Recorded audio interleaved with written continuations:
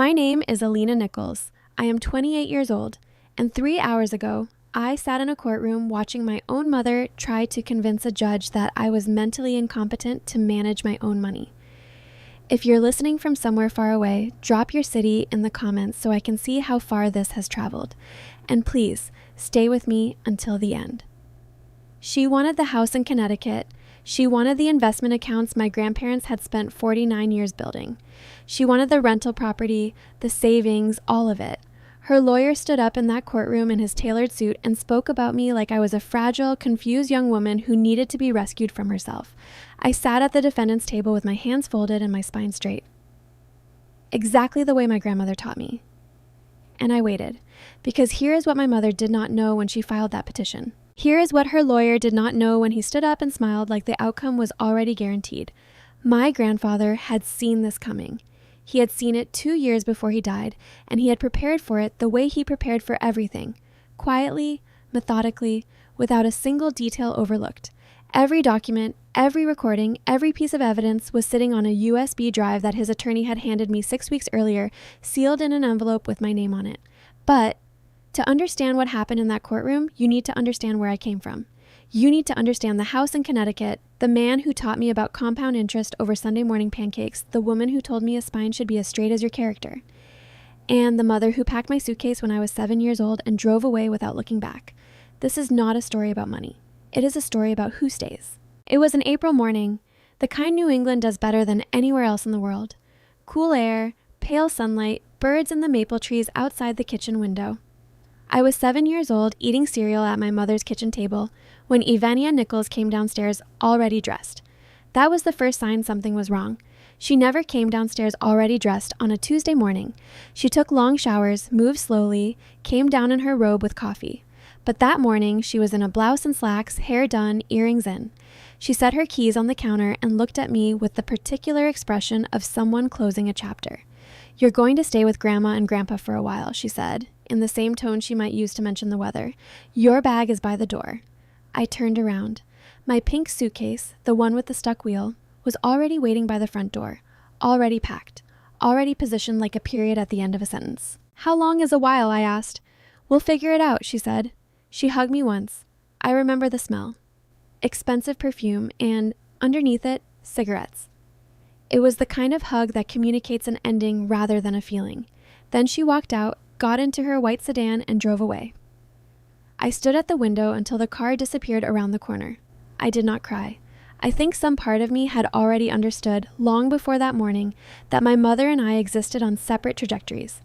Hers moving fast toward a life that required freedom, mine quietly waiting to be chosen. I finished my cereal. Then I carried my suitcase to the car where my grandmother, Margaret Calloway, was already waiting. The Calloway house sat on 3 acres of Connecticut countryside. Not a mansion, not a showplace, but the kind of home that had been lived in for a long time by people who knew how to live. The floors creaked in familiar places. The kitchen smelled like coffee and whatever my grandmother was cooking.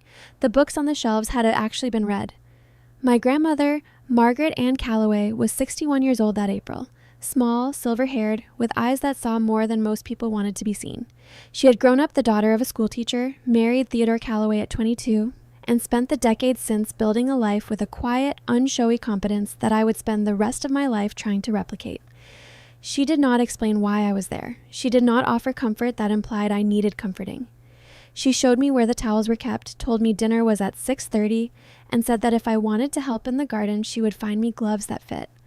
I understood, even at 7, that this was love. My grandfather, Theodore James Calloway, was 63, a retired investment portfolio director who brought to retirement the same methodical attention he had brought to his career. He woke at 6 every morning, read the financial news over coffee, and reserved Sunday mornings for what he called thinking time, which he increasingly shared with me as I grew older. The first Sunday after I arrived, he pointed to a number in the newspaper and said, "Do you know what an interest rate is?" I said I didn't. "Then let's fix that," he said. And he did, every Sunday after that, for years.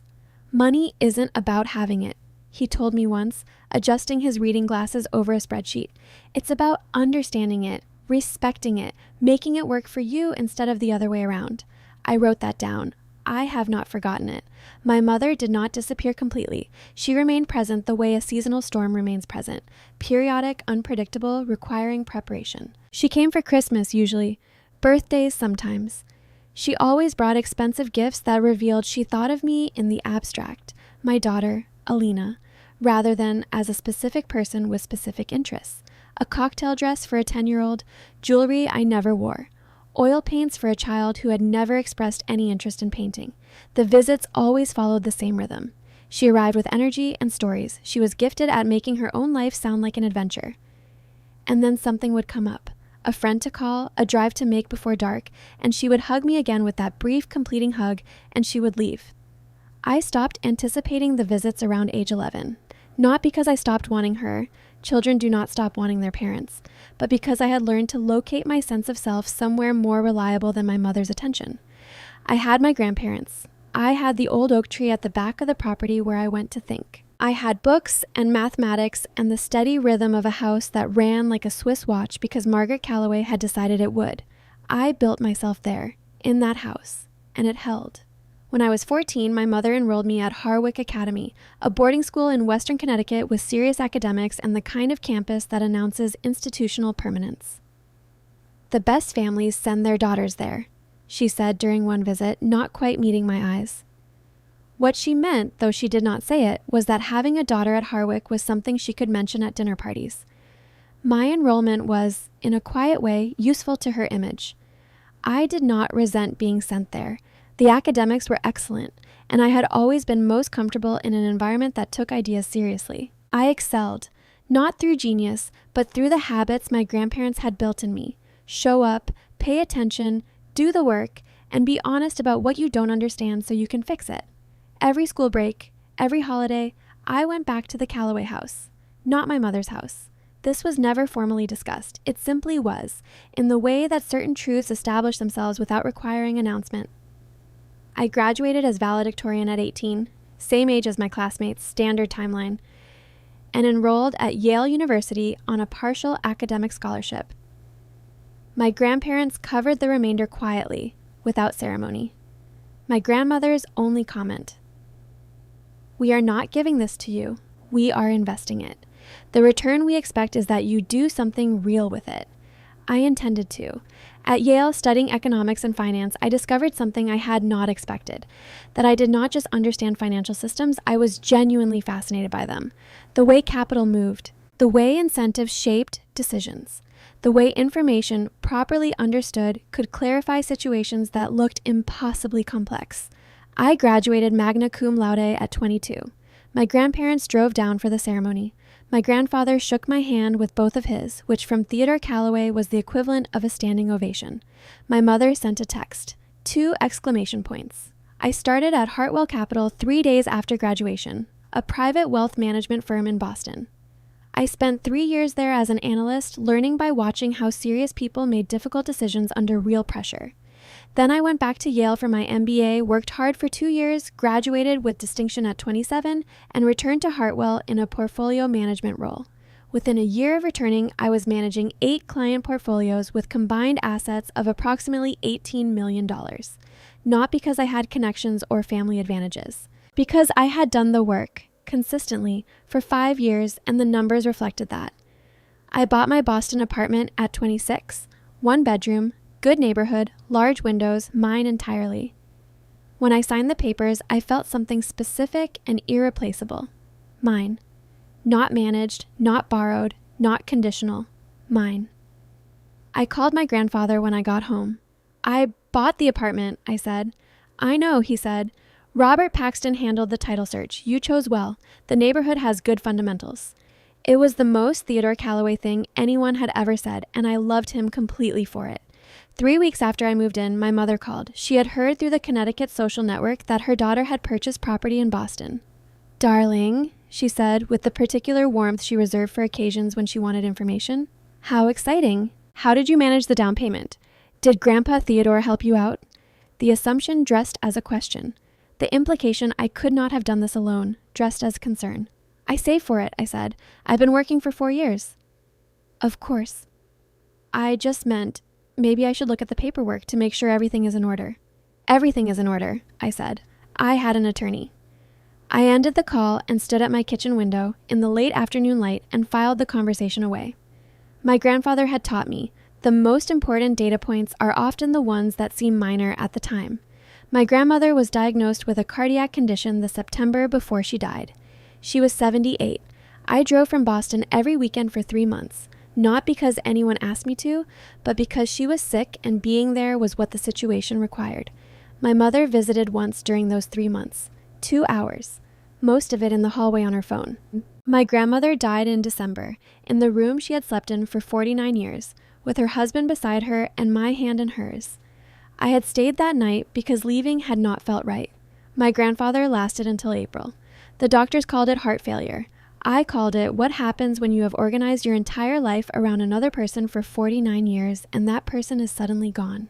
He died in the same room, in the same bed. I was there for that too. Robert Paxton read the will 3 weeks after my grandfather's death in his Hartford office on a gray April morning.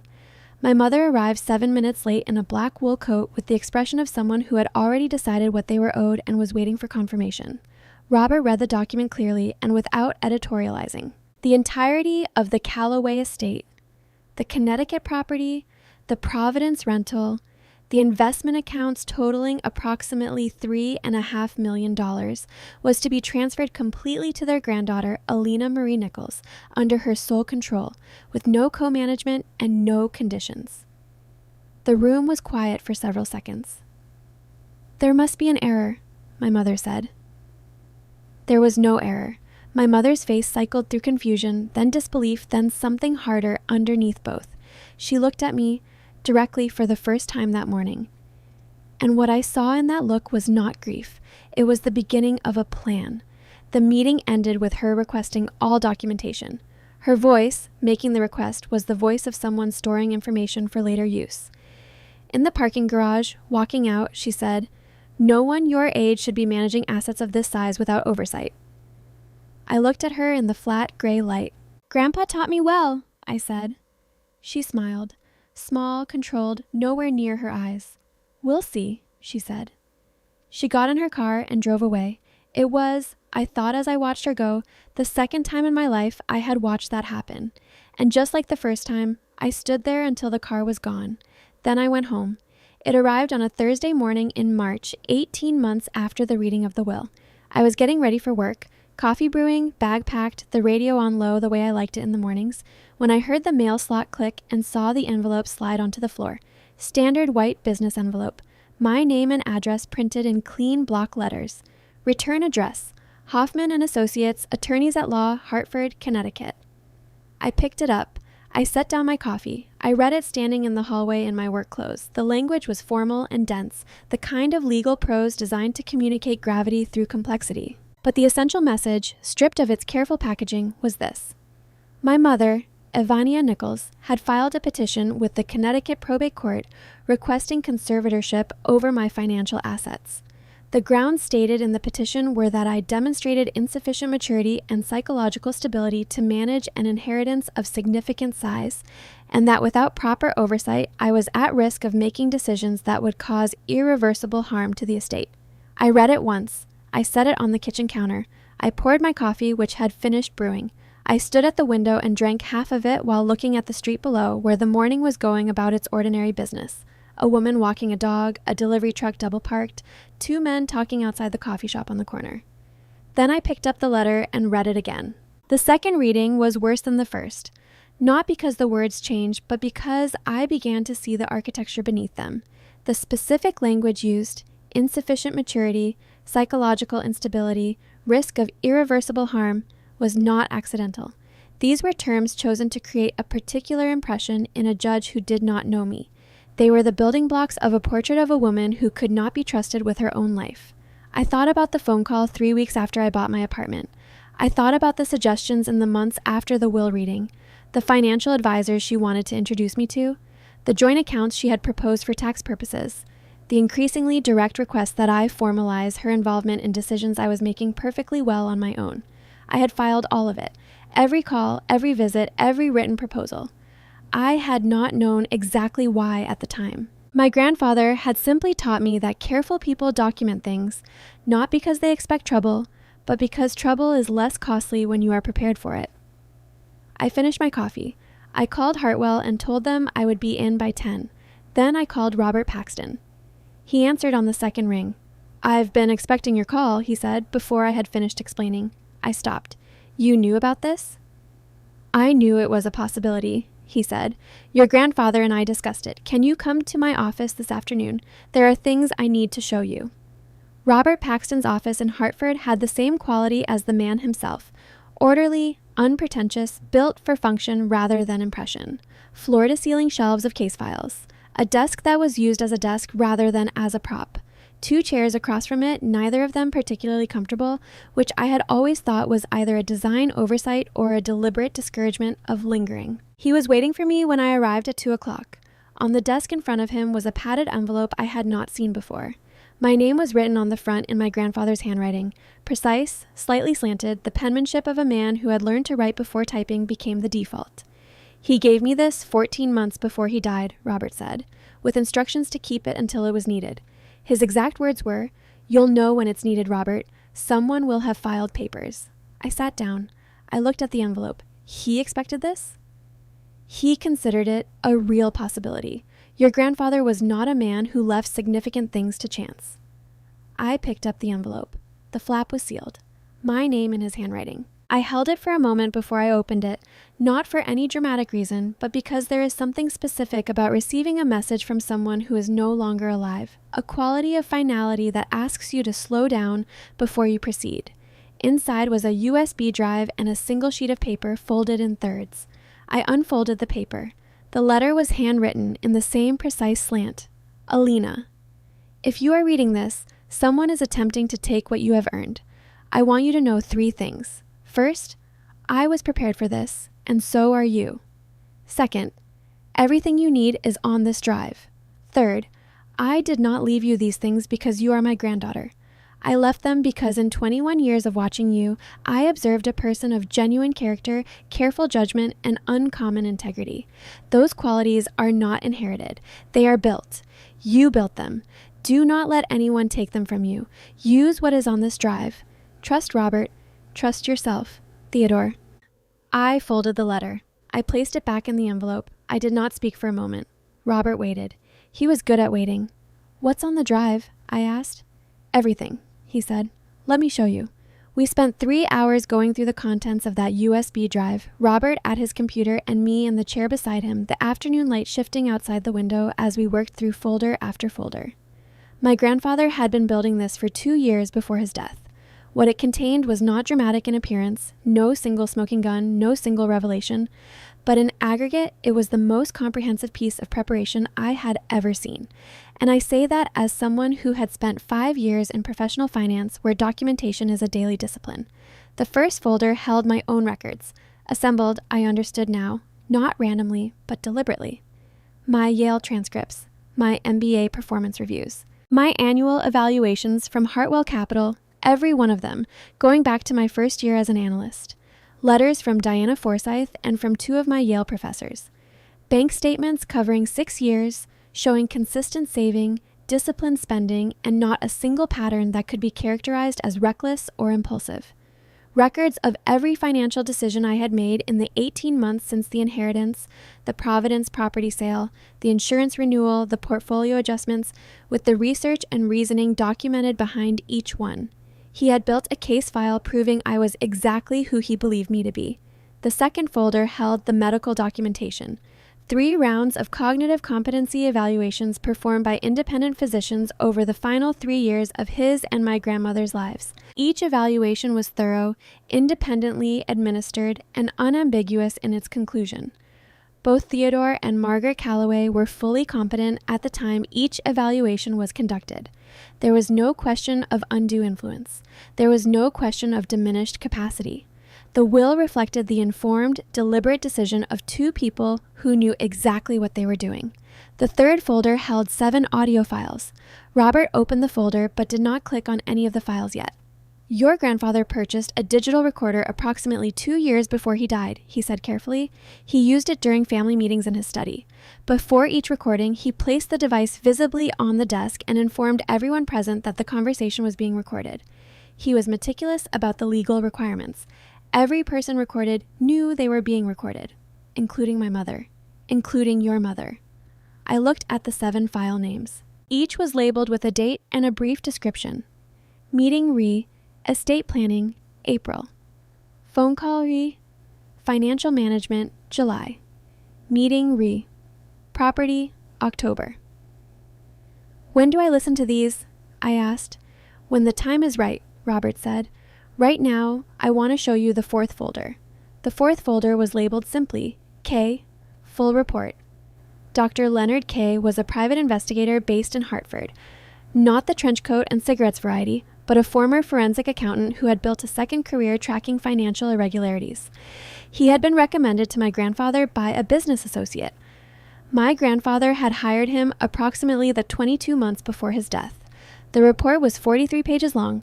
Robert gave me time to read through it. I am a fast reader when the material is important, and I read every page carefully, going back twice on several sections before I put it down. The report documented the following. When I was a sophomore at Yale, 20 years old, living in a dormitory in New Haven, without a car and without a Connecticut address, 3 credit card accounts had been opened in my name. The billing addresses on all 3 were my mother's house in Hartford. The applications had been filled out in handwriting that Dr. K had compared using standard forensic methods to a verified sample of Ivania Nichols' handwriting. The comparison was conclusive. The accounts had been used for approximately 4 years. Total charges across the 3 accounts, just under $50,000. The charges were routine in appearance. Grocery stores, gas stations, department stores, a recurring gym membership, which was consistent with someone using the cards for ordinary living expenses while keeping the billing separate from their own financial identity. The report also documented a personal loan of $15,000 taken out in my name when I was 22, again from my mother's address, again in handwriting matching Ivania Nichols. The loan had been repaid, which was the only reason it had not shown up as a negative item on my credit report, but the repayment had been made from an account that traced back to my mother's finances, suggesting the loan had served its purpose and been retired before it could be discovered. Total documented financial fraud, approximately $65,000 over 4 years. There was a second section of the report that I found, in some ways, more significant than the financial figures. Dr. K had identified one additional case that followed the same pattern. A woman named Dorothy Simmons, then 81 years old, for whom my mother had worked as a private care assistant for approximately 16 months. During that period, 2 credit accounts had been opened in Dorothy Simmons' name. Dr. K had located Dorothy Simmons. She was still living in a care facility in Glastonbury, and she had provided a signed, notarized statement confirming that she had never opened those accounts and had not been aware of them until Dr. K contacted her. My grandfather had included Dorothy Simmons' statement in the report not to create a larger legal case, but to document a pattern. A single incident might be explained. 2 incidents, following the same methodology in the same handwriting, targeting people who trusted the perpetrator. That was not an incident. That was a practice. I set the report down on Robert's desk. She did this while she was building a legal case claiming I'm financially irresponsible, I said. Yes, Robert said. She submitted financial records to the court as evidence of my incompetence. She did. Did her lawyer know about the fraudulent accounts? Robert was quiet for a moment. Based on my review of the petition documents, I do not believe so. The credit history she authorized her attorney to obtain for submission would have included those accounts. I believe she assumed they had aged off the record or would not be examined closely. She did not tell her attorney what those accounts represented. I thought about this. I thought about Gerald Hoffman, my mother's lawyer, preparing his case in good faith with information his client had deliberately kept incomplete. So when he submits my credit history to the court, I said slowly, he will be submitting evidence of her fraud without knowing it. That is the likely outcome, yes, Robert said, which is one of the reasons your grandfather was so careful to document everything independently. He did not want to rely on a single point of failure. I sat back in my chair and looked at the ceiling for a moment. My grandfather had not just prepared a defense. He had built something that would, if handled correctly, convert an attack into its own undoing. He had done it quietly over 2 years without telling me, because telling me would have burdened me with knowledge I could not use until the moment arrived. He was something else, I said quietly. He was the most thorough client I ever had, Robert said. And from a 20-year estate attorney, I understood this was high praise. Over the following 5 weeks, Robert and I prepared with the kind of care that my grandfather would have recognized and approved of. Robert's approach was methodical and, in its own way, elegant. He explained it to me during our second strategy session in the same office, the harbor visible through the window in the late evening light. Gerald Hoffman is a competent attorney, Robert said. He will make reasonable arguments and he will make them professionally. We are not going to win by outperforming him on legal theatrics. We are going to win by being better prepared. The strategy had 3 layers. The first layer was straightforward. Establish my competence beyond any reasonable doubt. Not just assert it, but demonstrate it through the record. Every financial decision I had made since the inheritance would be presented with its underlying reasoning, the research, the comparisons, the trade-offs considered and rejected, the outcomes achieved. By the time Robert was done, anyone examining my 18 months of asset management would see not carelessness, but the opposite of carelessness. The second layer was subtler. Establish my mother's true motivation, not through accusation, but through pattern. The phone records showing 17 calls in 5 years, the absence of visits. The fact that she could not name my employer without prompting, could not describe my apartment, could not accurately account for a single professional achievement I had made on my own. These were not the markers of a concerned parent. They were the markers of a stranger who had learned she was not in a will. The third layer Robert described as reactive rather than proactive. We are not going to lead with the fraud, he said carefully. If we come out swinging with criminal allegations, the proceeding becomes adversarial in a way that may not serve you. We are going to let the evidence surface through the process. If Hoffman submits the credit history, and I believe he will, because it is standard practice and he has no reason to think it is dangerous, we will be ready for what that reveals. And if he doesn't submit it? Then we have other avenues, but I believe he will. I trusted Robert's judgment. He had known my grandfather for 20 years. He had been trusted with this preparation for a reason. We assembled the witness list. Patricia Weston, my grandparents' longtime administrative assistant, had already confirmed she was willing to testify. Her knowledge of the household, of my grandparents' habits and reasoning, of who had actually been present during the difficult months of my grandmother's illness was irreplaceable. We prepared Claire Baxter, my colleague at Hartwell, to speak to my professional conduct and judgment, not as a character witness in the hollow sense, but as someone who had worked alongside me daily and could speak to specifics. We organized the medical competency evaluations, the estate planning documentation, the audio recordings, each piece cataloged, each one's relevance mapped to the specific claims in my mother's petition. It was, when I looked at it assembled, a formidable body of work. My grandfather had started it. Robert and I were finishing it. I called Patricia myself the week before the hearing, not because it was strategically necessary, but because I wanted to. Patricia Weston was 61 years old, silver-haired, the kind of woman who had spent decades managing the details of other people's lives with such competence that her own competence had become nearly invisible. She had worked for my grandparents for 14 years. She had organized their calendars, managed their correspondence, coordinated their medical appointments, and been present in one capacity or another for more of their daily life than almost anyone outside the family. She answered on the first ring.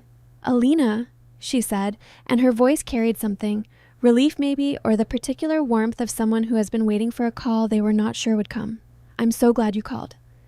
"I wanted to thank you for agreeing to testify," I said. "There is nothing to thank me for. Your grandparents were good people. Telling the truth about good people is not a sacrifice."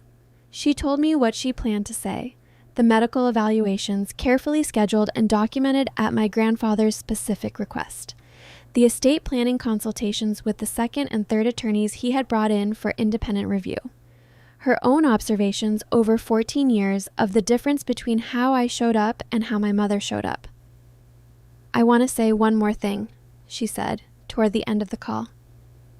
"Your grandmother told me something once, about a year before she got sick. She said, 'Patricia, the greatest gift you can give a child is to let them see that they are chosen, not just obligated. Sandra was never chosen. She was obligated. Alina knows the difference.' I thought you should know she said that." I held the phone for a moment after Patricia finished speaking. Thank you, I said. I didn't know she said that. She said it more than once, Patricia said gently. She wanted you to know you were chosen. Claire Baxter was 31, sharp-minded, and possessed of the particular quality of being exactly who she appeared to be, which in the professional world was rarer than it should have been. We had been colleagues for 3 years and genuine friends for 2 of them. We had lunch the week before the hearing at the sandwich place near Hartwell that we both considered acceptable without being enthusiastic about it, which was its own form of friendship. How are you actually doing? She asked, setting down her sandwich and looking at me with the direct attention that was characteristic of her. Not how are you managing, how are you actually doing? I considered the question honestly, which was what Claire required. I'm prepared, I said. I feel prepared. I don't know. Ready, exactly. I'm not sure ready is a thing that exists for this. Is it scary, going into a courtroom and having someone say those things about you? It would be scarier if I didn't have the evidence, I said. Mostly what I feel is tired. I'm tired of the whole performance of it, the idea that I have to prove something I should never have had to prove. Claire nodded. For what it's worth, she said, there is no one at Hartwell who would describe you as anything other than the most methodical, careful, and competent person on the team. I will say that under oath as many times as anyone needs me to. I know, I said. That's why I asked you. She picked up her sandwich again. You're going to be fine, she said matter-of-factly in the way that made it feel like information rather than reassurance. I believed her. Not because I needed reassurance, but because Claire did not say things she did not mean. 3 weeks before the hearing, on a Tuesday evening, my phone rang with a number I did not recognize. Connecticut area code. I almost did not answer. Then something made me pick up. Alina. The voice was unfamiliar and familiar at the same time. Familiar the way a word looks when you have not seen it written in a long time, something your brain recognizes before your conscious mind catches up. This is Duncan. This is your father. I sat down. I was standing in my kitchen, and I sat down on the stool by the counter without making a decision to do so. Duncan Nichols, who had left when I was 5 years old, whom I knew from a single photograph in a drawer and the neutral way my grandmother had always said his name, and the complete absence of any story, any explanation, any narrative of who he was or why he had gone. I understand if you hang up, he said. I want you to know that I understand if you hang up. I did not hang up. You have 10 minutes, I said. He told me quickly, without embellishment, that he had heard about the court case through a former mutual acquaintance, someone who had known both him and Ivania from the early years of their marriage, who still moved in overlapping social circles with her. He had heard the outline of what she was doing, and 3 months ago, he told me, Ivania had contacted him directly. She had asked him to sign a written statement, notarized, she specified, attesting that I had displayed signs of emotional instability and difficulty with authority during my early childhood. She was building a psychological history. She needed voices from my past to construct it. He had refused. I told her I would not do it, he said, not because I'm a good person who does the right thing. I'm not making any claims about being a good person. I told her because it isn't true. You were 5 years old when I last saw you, and you were a very normal, very quiet little girl who did nothing wrong. I'm not signing a document that says otherwise. He had recorded the conversation. He had given the recording to a friend, a man named Sean Merritt, who had known him for 20 years and who was willing, if needed, to provide the recording as evidence. I don't want anything from you, Duncan said. I'm not calling because I want to be part of your life or because I think I've earned any standing to be. I'm calling because she asked me to lie about you, and I think you should know that. There was a long silence. Why did you leave? I asked, not because it was relevant to the court case. Because I had been 7 years old standing at a window watching a car disappear, and before that I had been 5, and the question had always been there. Because I was 29 and selfish and not equipped for a life I had chosen without understanding what choosing it meant, he said. There is no better answer than that. I'm sorry for it. Another silence. Tell Sean Merritt that Robert Paxton will be in touch, I said finally. Okay, he said. That's all I have right now, I said.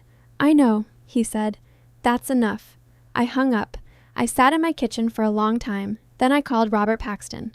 The courthouse in Hartford was a gray stone building that had been administering justice, in one form or another, for longer than most of the families whose disputes it adjudicated had existed. I arrived 40 minutes early, which was characteristic of me, and sat in the car for 10 minutes before going inside, which was less characteristic. I was not afraid.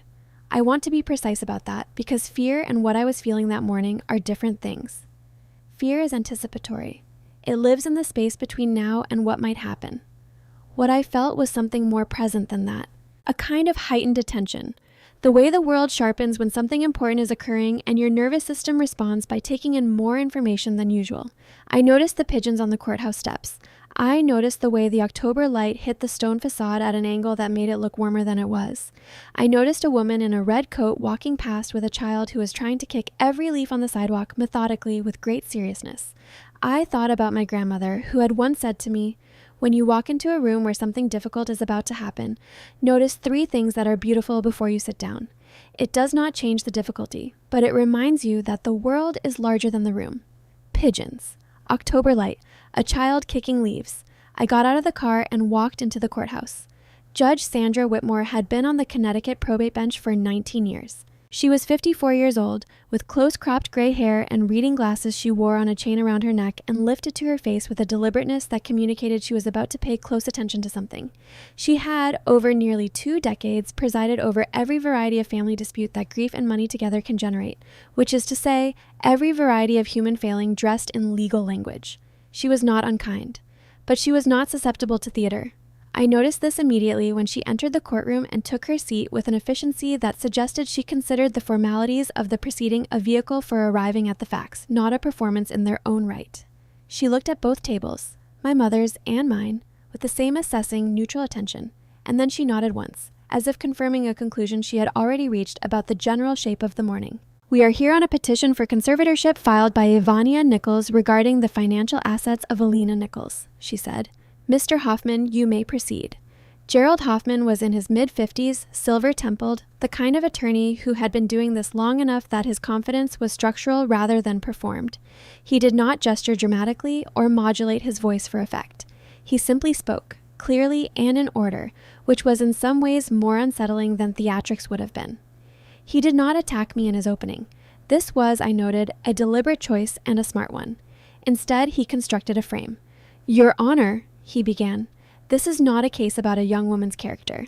The petitioner, Ivania Nichols, does not dispute that her daughter is intelligent, educated, and professionally capable. What this case is about is a specific and significant question: whether the particular skills required to manage personally inherited wealth with emotional, historical, and familial dimensions, are the same skills required to manage client assets in a professional setting. We will argue that they are not, and that the evidence will show a pattern of decisions in the 18 months since Ms. Nichols received her inheritance that reflects the absence of the judgment and oversight that assets of this nature require." He paused to let that framing settle. "We are not asking this court to punish Alina Nichols. We are asking this court to protect her, and to protect the legacy that 2 people spent a lifetime building, by establishing appropriate oversight through a conservatorship arrangement that will ensure these assets are managed with the care they deserve." It was, I had to acknowledge, well constructed. He had avoided the obvious pitfalls, the condescension, the direct attacks on my intelligence, and had built his argument around a distinction that sounded reasonable to anyone who did not know what he did not know. I kept my expression neutral. My spine was straight. My grandmother would have approved. Robert stood up without hurrying. He buttoned his jacket. He looked at Judge Whitmore for a moment before he spoke, as if he were making a decision about exactly where to begin. "Your Honor, the petitioner has framed this case as being about protection. I want to suggest that the evidence will tell a different story. The evidence will show that Alina Nichols is not only fully capable of managing her inheritance, but has done so with a level of care and analytical rigor that most experienced financial professionals would find admirable. The evidence will also show," and I raise this not as an accusation, but as a fact that the court will need to reckon with, "that the petitioner has been conducting unauthorized financial transactions in her daughter's name for a period of several years. And finally, the evidence will show that the petition before this court was not motivated by concern for Alina Nichols' welfare, but by the petitioner's belief that she should have inherited these assets herself, and her decision to use the legal system to obtain what the will did not provide." Gerald Hoffman was on his feet. "Objection, Your Honor. Counsel is making serious allegations without foundation." "Mr. Hoffman," Judge Whitmore said, Opening statements are not evidence. Mr. Paxton is indicating what he intends to prove. If he fails to prove it, I will draw the appropriate conclusions. Continue, Mr. Paxton. Thank you, Your Honor. We will prove it. He sat down. My mother, at the petitioner's table, was looking at her hands. Gerald Hoffman leaned over and said something quietly to her. She nodded without looking up. I noticed that her hands, folded on the table, were very still in the way. That hands are still when the person they belong to is working hard to keep them that way. Hoffman's first witness was a financial consultant named Dr. Raymond Aldridge, an academic economist who had published work on the behavioral psychology of sudden wealth. He was 60, earnest, and spoke in the measured cadences of someone accustomed to faculty meetings. His testimony was structured around a genuine phenomenon: the well-documented difficulty that some people experience when they receive sudden wealth without the gradual acclimatization that allows for the development of proportionate judgment. He cited studies. He referenced historical cases. He was, within the narrow scope of his argument, not wrong about the general pattern. Then he applied the pattern to me. The respondent's decision to liquidate the Providence rental property at a price 8% below independent appraisal suggests a degree of impatience inconsistent with experienced asset management, he said, consulting his notes. The 3-month delay in renewing property insurance on the Connecticut estate similarly reflects an inattention to routine maintenance obligations that could have resulted in significant financial exposure, and the investment reallocation she undertook in her first year, moving a substantial portion of equities into fixed income, while defensible on paper, was executed without the consultation of a certified financial planner, which is standard practice for estates of this complexity. He sat back slightly. Taken together, these patterns suggest someone operating on instinct rather than established protocol. Judge Whitmore wrote something on her notepad. I could not read what it was. Robert rose for cross-examination. Dr. Aldridge, you mentioned the Providence property sale. Did you review the full file on that transaction? I reviewed the sale price and the appraisal. Did you review the 18 months of rental income records preceding the sale? A slight pause. I reviewed a summary. I have the complete records here. The property's net yield, after maintenance costs, property management fees, and property tax, had declined from 4.2% to 2.6% over the preceding 24 months. The primary driver was a 40% increase in HVAC and plumbing maintenance costs in an aging building. Would you characterize selling an underperforming asset at a modest discount in order to redeploy capital into a higher yield vehicle as evidence of poor judgment? In isolation, no, but the capital was redeployed into a diversified REIT with a current yield of 4.8%. The net result of the transaction, accounting for the sale discount, was an improvement in annual income from that portion of the portfolio of approximately $19,000. Is that consistent with your definition of impulsive decision-making? Dr. Aldridge shifted in his chair. The process by which the decision was made? Let's talk about the insurance renewal. You characterized the 3-month delay as reflecting inattention. Did you review the correspondence from that period? I was provided a summary. Ms. Nichols spent those 3 months soliciting and comparing proposals from 4 separate insurance providers. She ultimately selected a policy that provided equivalent coverage at $2,100 less per year than her existing policy. Does that sound like inattention to you, or does it sound like someone doing their due diligence before committing to a recurring expense? The witness had no useful answer. And the decision to shift a portion of the portfolio from equities to fixed income? You noted she did not consult a certified financial planner. Did you review her professional background before forming that opinion? I was aware she worked in finance. Ms. Nichols holds an MBA from Yale School of Management with distinction and has spent 5 years as a professional portfolio manager at a registered investment advisory firm. She manages client assets under a fiduciary standard. Are you suggesting that a fiduciary standard portfolio manager is unqualified to make asset allocation decisions for her own estate without first consulting a fiduciary standard portfolio manager? The silence that followed was the kind that fills a room completely.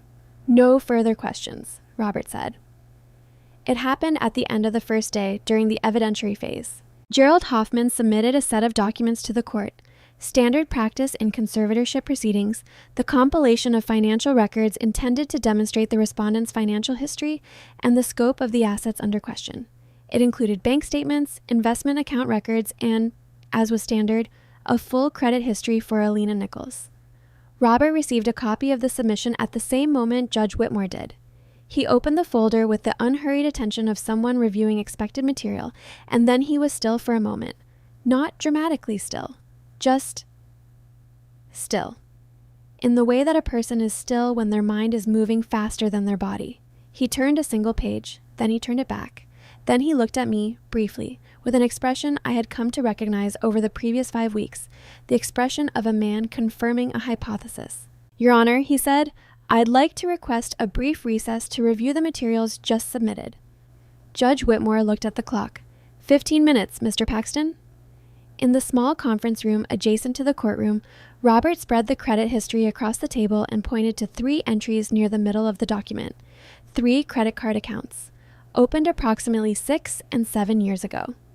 Billing address, a Hartford Street address that was not mine, had never been mine, and which I recognized immediately as my mother's home address. I had never opened those accounts. I had never held those cards. I had never made a single charge on any of them. But they were in my name, attached to my Social Security number, part of the official financial record that Gerald Hoffman had just submitted to the court as evidence about me. "He doesn't know," I said. "He has no idea," Robert confirmed.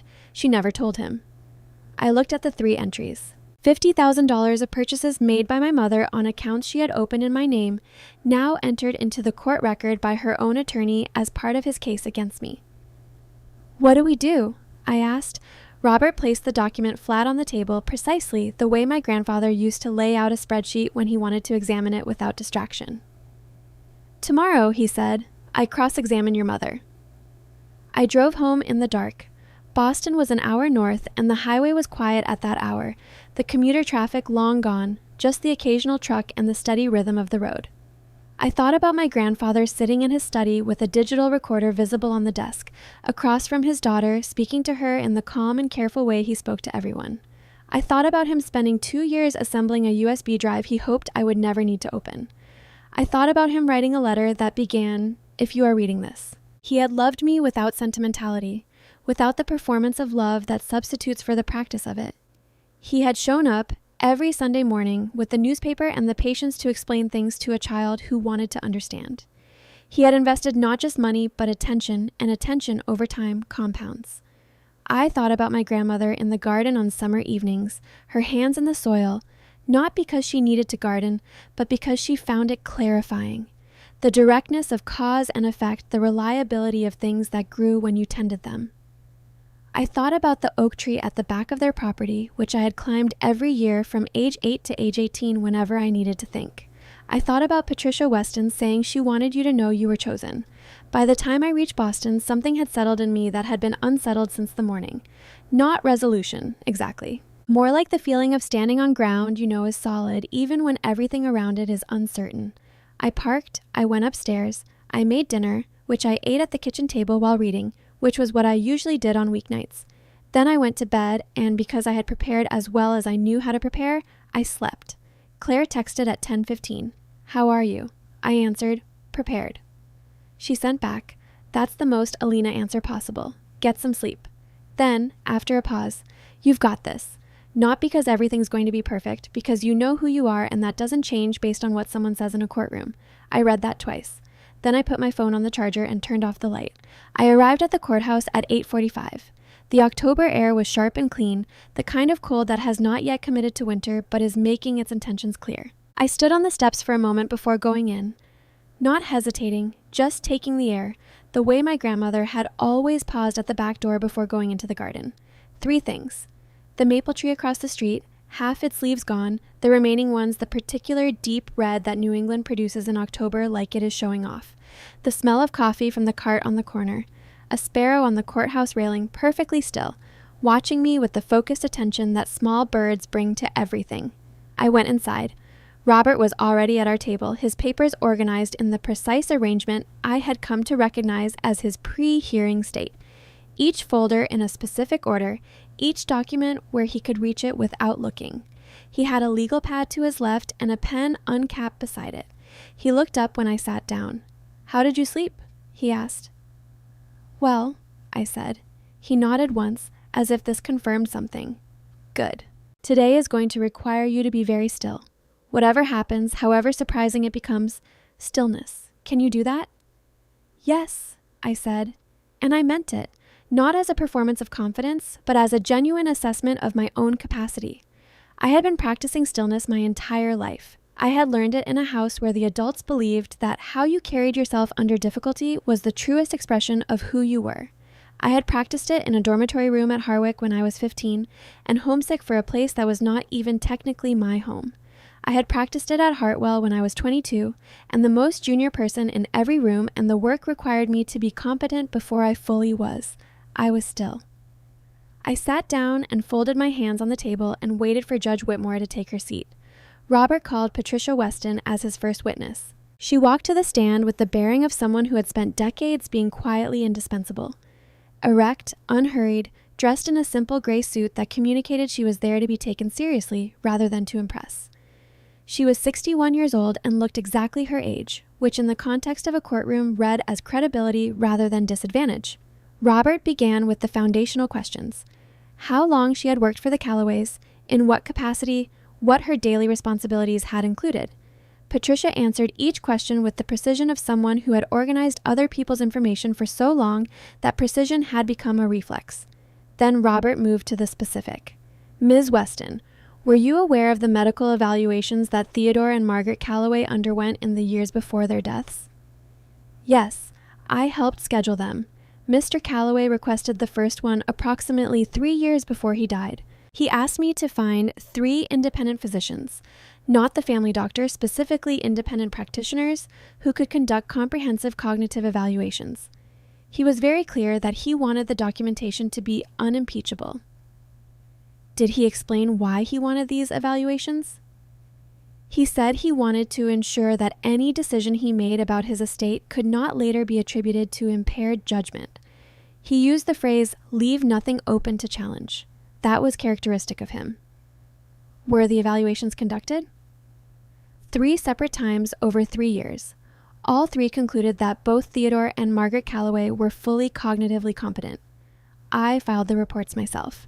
"Ms. Weston, in your 14 years working closely with the Callaway family, did you observe a difference in the nature of the relationship between the Callaways and Alina Nichols compared to the relationship between the Callaways and their daughter, Ivania Nichols?" Hoffman rose. "Objection, Your Honor. The witness is being asked to characterize family relationships, which is outside the scope. The nature of the family relationships is directly relevant to the motivation behind this petition," Robert said.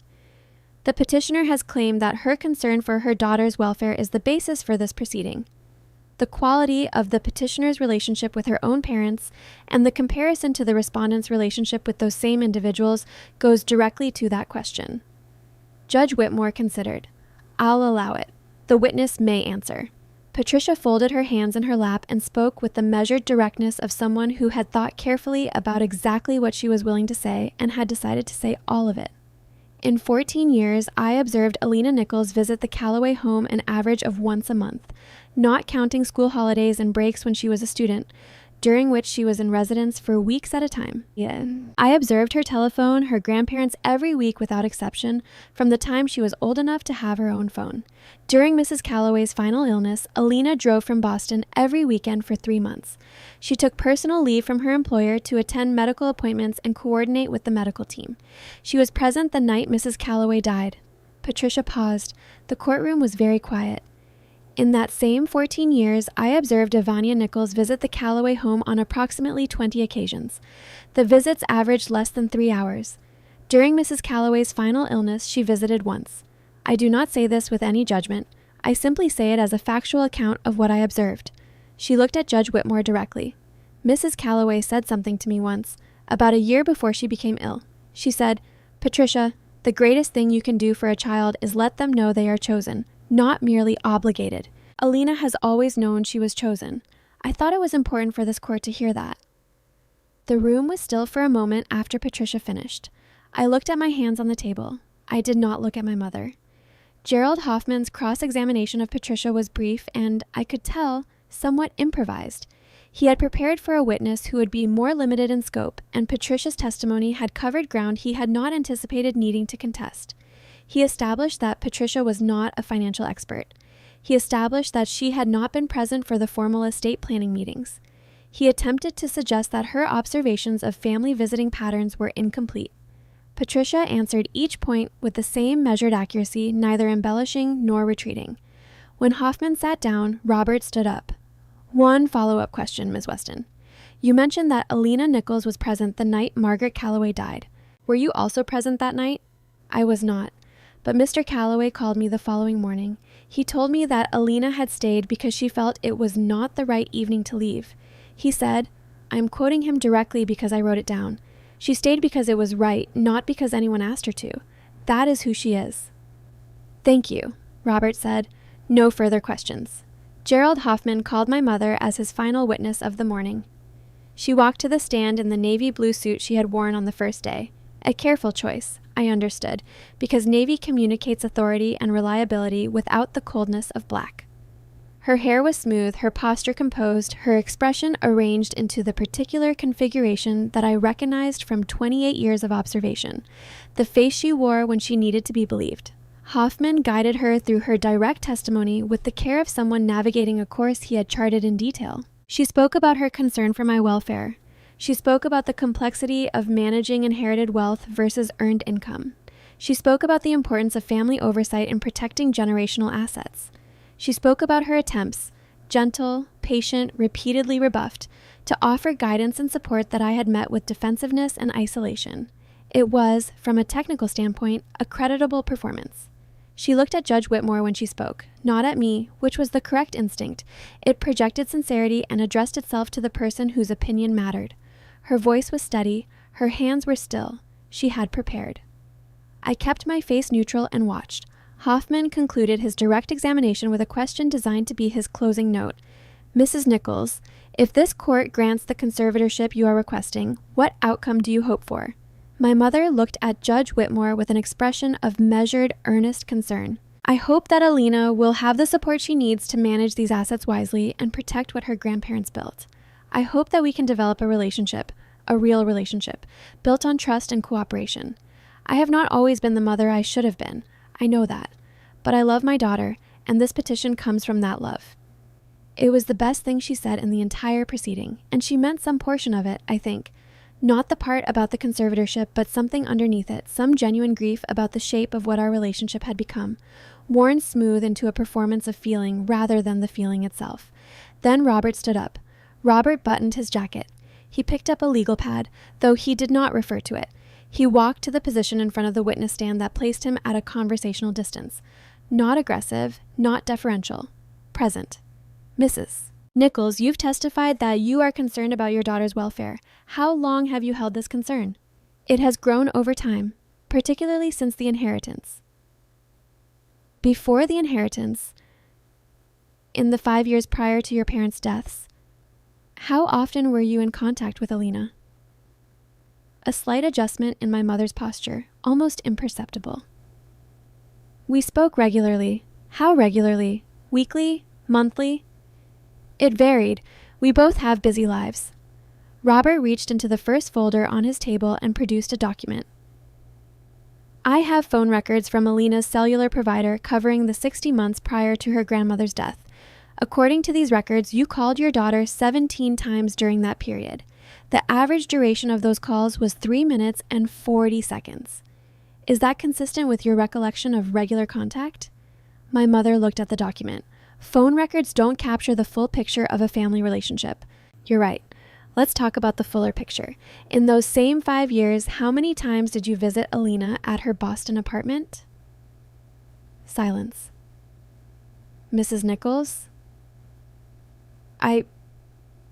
We saw each other at family occasions. The apartment specifically, how many times? I don't recall the exact number. More than 5? I don't recall. More than twice? A longer silence. Family relationships aren't measured in visit counts. and yet you have asked this court to grant you decision-making authority over your daughter's life based on the depth of your knowledge of and concern for her. So, let me ask you a few simple questions that a concerned and attentive parent would have no difficulty answering. He paused. The courtroom was completely silent. What is the name of the firm where Alina works? My mother's composure held, but barely. She works in finance, in Boston. The name of the firm, please. I don't recall the specific name at this moment. What is her title? She manages investments of some kind. What is the name of her closest friend? Nothing. What neighborhood of Boston does she live in? Nothing. What is her apartment number? Nothing. Robert let the silence sit for a moment, not cruelly, but long enough that everyone in the room understood what it meant. Then he said very quietly, Mrs. Nichols, what is your daughter's birthday? My mother blinked. Something moved behind her eyes, a rapid, nearly invisible calculation.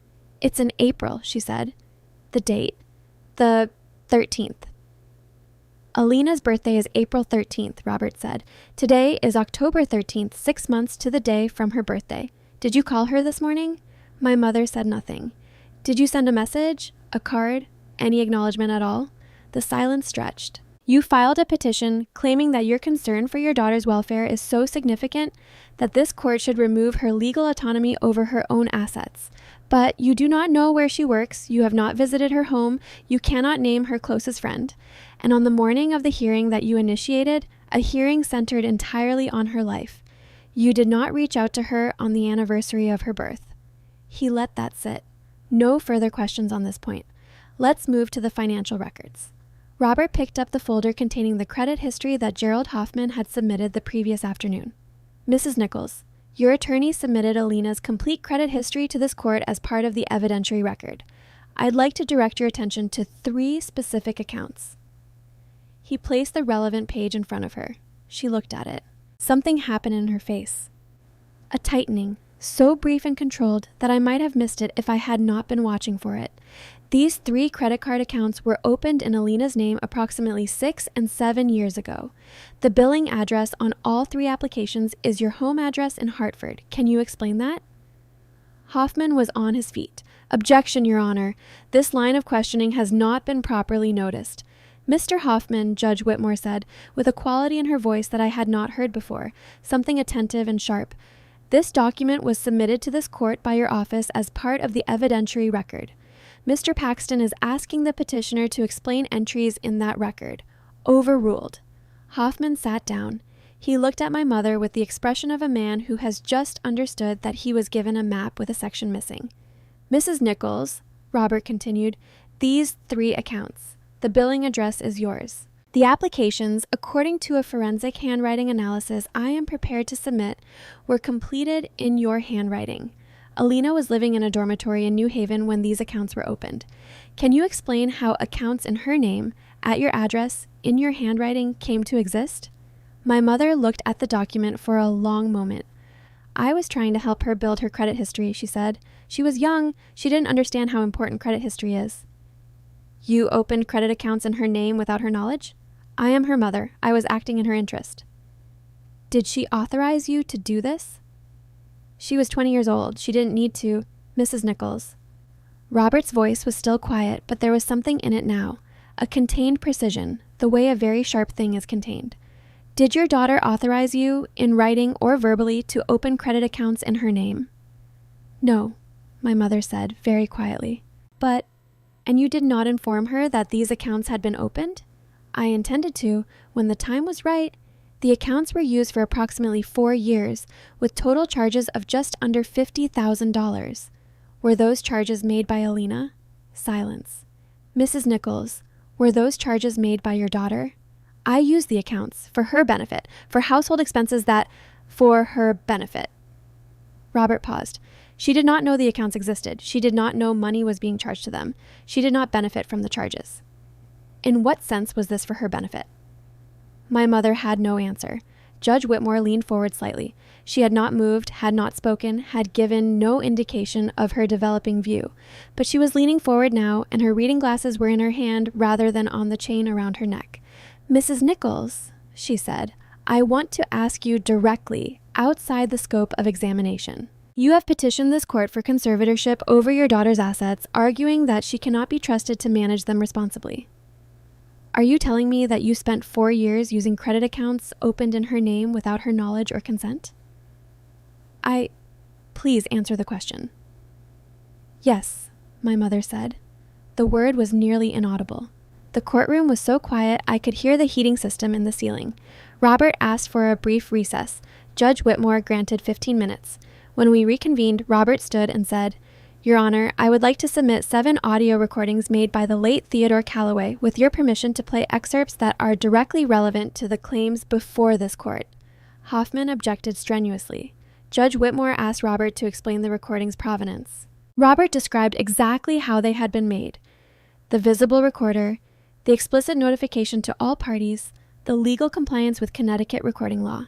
He provided documentation of the recorder's purchase, the dates of each recording, and a declaration from Patricia Weston confirming her awareness of the recording practice.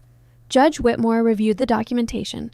She looked at it carefully, her glasses up, for a full 2 minutes. I'll admit the recordings, she said. Mr. Hoffman, your objection is noted. The first excerpt was from a meeting approximately 8 months before my grandfather's death. I heard his voice come through the speaker, clear, measured, slightly formal in the way that recorded voices sometimes are, but unmistakably him.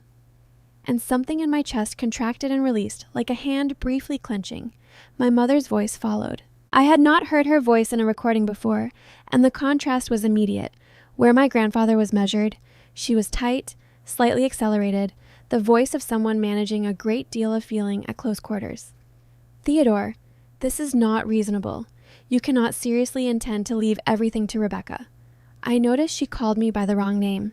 I had always been Alina to my grandparents. Rebecca was... I did not know who Rebecca was. Perhaps a version of me she had constructed at a distance, a daughter-shaped figure she had filled in from imagination rather than observation. My grandfather's response was patient and unequivocal. Alina has demonstrated excellent judgment in every area of her life. Her academic record, her professional performance, her character, all of it points to someone who should be trusted with this responsibility. She is not family in the real sense. She was deposited here when she was inconvenient. That doesn't make her family. A long silence in the recording. Then my grandfather, very quietly. Sandra. She is family because she showed up. She came every weekend during your mother's illness. She took leave from her job. She was here the night Margaret died. Where were you? My mother's voice, tight and controlled. I have my own life, my own responsibilities. Yes, my grandfather said, and Alina has shown you what a different set of responsibilities looks like. The estate goes to her. This conversation is over. The second excerpt was shorter. It was from a conversation approximately 3 weeks before my grandfather's death. My mother's voice. I want you to understand that I will challenge whatever you decide. I have standing. I am your daughter. I will not simply accept this. My grandfather. I know you will challenge it, Sandra. I have prepared for that. Everything is in order. You are choosing a grandchild over your own daughter. I am choosing the person who chose us, he said. There is a difference. The recording ended. The courtroom was very quiet. I was looking at my hands on the table, and I was thinking about my grandfather sitting in his study on a winter afternoon, a small recorder visible on the desk in front of him, speaking to his daughter in the calm voice of someone who has already made peace with a difficult truth and is simply ensuring the record reflects it. He had known this moment would come. He had built toward it for 2 years. He had not told me because telling me would have been a burden, and he had never in his life given me a burden he could carry himself. Thank you, Grandpa, I thought. Not aloud, just inward. The way you address the dead when you want them to know something. Gerald Hoffman requested a recess after the recordings. Judge Whitmore granted 30 minutes. When we reconvened, Hoffman attempted a recovery. He asked Judge Whitmore to consider the recordings in context, the emotion of family conflict, the potential for selective editing. He argued that the credit account issue was a family matter that had been resolved without legal consequence and did not belong in a conservatorship proceeding. Judge Whitmore listened to all of it without expression. Then she said, Mr. Hoffman, the credit accounts were submitted to this court by your office as part of the evidentiary record. The court cannot unsubmit them. Please continue. Hoffman had one more move. He recalled my mother to the stand and asked her a series of questions designed to reframe the credit account issue as a well-intentioned parental action, the recordings as evidence of her genuine love for her parents, the petition as a sincere expression of maternal concern. My mother answered the questions with recovered composure for the first 3 minutes. Then Robert stood for recross. Mrs. Nichols, you've characterized the credit accounts as an act of parental care. You've characterized this entire petition as an act of love. I have one final area of inquiry. He produced a document, a printed email, notarized. 3 months before this hearing, you contacted Duncan Nichols, Alina's father, and asked him to sign a written statement attesting that Alina displayed signs of emotional instability during her early childhood. Is that correct? The color left my mother's face so completely and so quickly that several people in the gallery visibly reacted. Mr. Nichols declined to sign the statement. He recorded the conversation and provided the recording to a witness, Sean Merritt, who has provided a notarized declaration to this court describing the substance of the request. Do you dispute that this conversation took place? My mother looked at Hoffman. He was looking at the table. You were trying to fabricate a psychological history for your daughter to support a legal petition, Robert said. You approached her estranged father and asked him to provide a false statement about her childhood. When he refused, you proceeded with the petition using other witnesses. That is not, Mrs. Nichols. Judge Whitmore's voice was not loud, but it had the quality of something that stops a room. I am going to ask you to stop speaking for a moment. My mother stopped. Judge Whitmore looked at her for a long moment over the top of her reading glasses, with the expression of someone who has seen a great deal of human behavior and has arrived at a conclusion about the specific sample before her. Mr. Hoffman, she said, does your client wish to make any further statements at this time? Hoffman leaned over to my mother and spoke quietly. She shook her head once, then nodded, then shook her head again. A series of small, fractured movements that were the first genuinely unrehearsed thing I had seen from her in 2 days. No, Your Honor, Hoffman said. We have no further witnesses. The room exhaled. Court was recessed until the following morning for closing statements and judgment. I drove back to the hotel I had booked near the courthouse. I had not wanted to drive to Boston and back, and I was standing at the window with a glass of water when my phone showed a notification from the building's front desk. An envelope had been left for me. I went downstairs. The envelope was plain white, sealed, my name written on the front in handwriting I recognized. I went back upstairs and sat on the edge of the bed and opened it. It was a single page, handwritten. My mother's handwriting. The same handwriting that had appeared on 3 fraudulent credit applications, on a personal loan application, on the documentation of years of quiet theft. The same handwriting that had signed Christmas cards with generic warmth and birthday cards that arrived late and sometimes not at all. I read it. She did not apologize. I want to be accurate about this, because what she wrote was not an apology, and recognizing the difference matters. She wrote, Alina, I am not writing this because I think I will win tomorrow. I am writing because there are things I have never said that I think you deserve to hear, even if hearing them changes nothing. I was not a good mother. I know what that sentence contains, and I am not asking you to minimize it. I left when you were 7 because I was 31 years old, and I felt that my life had been decided for me in ways I had not consented to, and I did not know how to be present for a child when I felt so absent from myself. That is an explanation. It is not an excuse. My parents chose you over me, and I felt that as an injustice for many years. I understand now, sitting in that courtroom, listening to Patricia Weston describe what showing up looks like, listening to my father's voice in those recordings, that it was not an injustice. It was an accurate observation. They saw who showed up. You showed up. I did not. I am not asking for forgiveness. I am not sure I would know what to do with it. I am writing because I wanted you to know that the woman in that courtroom, the one who didn't know your employer's name, who couldn't remember the exact date of your birthday, who spent 4 years using your identity without telling you, that woman knows exactly what she did. She is not confused about it. She is not unaware of it. I cannot undo any of it. I can only say that you did not deserve it. None of it.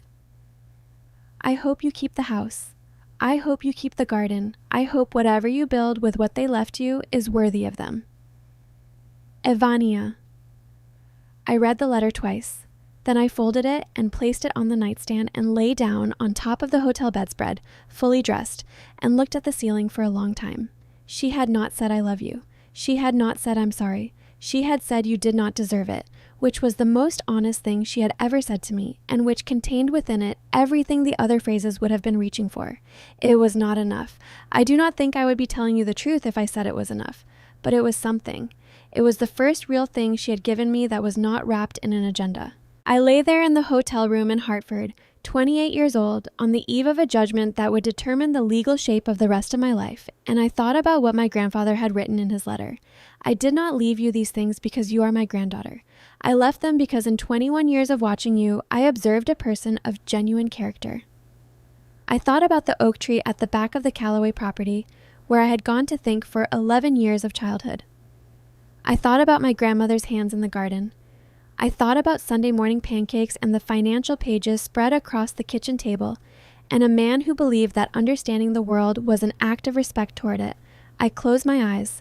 Tomorrow, Judge Sandra Whitmore would deliver her judgment, and whatever she said, whatever the outcome, I knew something that the proceeding had made undeniable. I was exactly who they had raised me to be. That was not nothing. That was, in fact, everything. I woke at 5:50, 10 minutes before my alarm. The hotel room was dark except for the thin line of light under the door from the hallway, and for a moment, just a moment, in the particular disorientation of waking somewhere that is not home, I did not know exactly where I was. Then I did.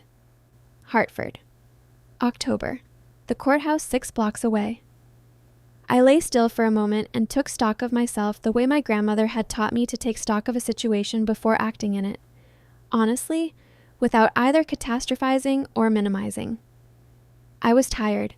The previous 2 days had required a sustained quality of attention that was more depleting than physical effort, and the evening with my mother's letter had not been restful in the way that evenings before important mornings should be. But underneath the tiredness was something steadier, the particular quality of ground that holds when everything else is uncertain. I got up. I showered. I made coffee from the small machine on the hotel desk, which produced something that tasted approximately like coffee, and I stood at the window drinking it while the city came slowly to life below. I thought about calling Claire, then I decided not to. Not because I did not want to hear her voice, but because this morning was one of those mornings that needed to be quiet. Some things you enter alone. I put on the dark navy blazer I had brought for this purpose. I looked at myself in the mirror for a moment, not with vanity, but with the assessing attention of someone checking that the outside corresponds to the inside. Spine straight, I went to the courthouse. Robert was at the table when I arrived, which did not surprise me.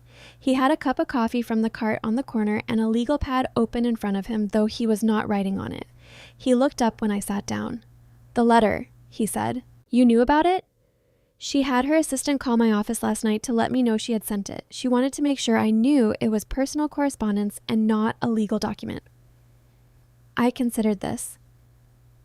The fact that my mother had been careful enough, even in the act of writing something uncharacteristically honest, to manage the legal dimensions of it. "What did you make of it?" Robert asked. "I'm still making something of it," I said. "I don't know what yet." He nodded. He did not push further, which was one of the things I respected most about him. "Hoffman called me this morning," he said. "Early, before 7. I looked at him. "He wants to discuss withdrawal of the petition. He said he needs time to consult with his client, but he indicated that given yesterday's testimony, continuing is not in her interest." "What did you say?" "I said that was a decision for his client to make, and that we would be present in court this morning regardless."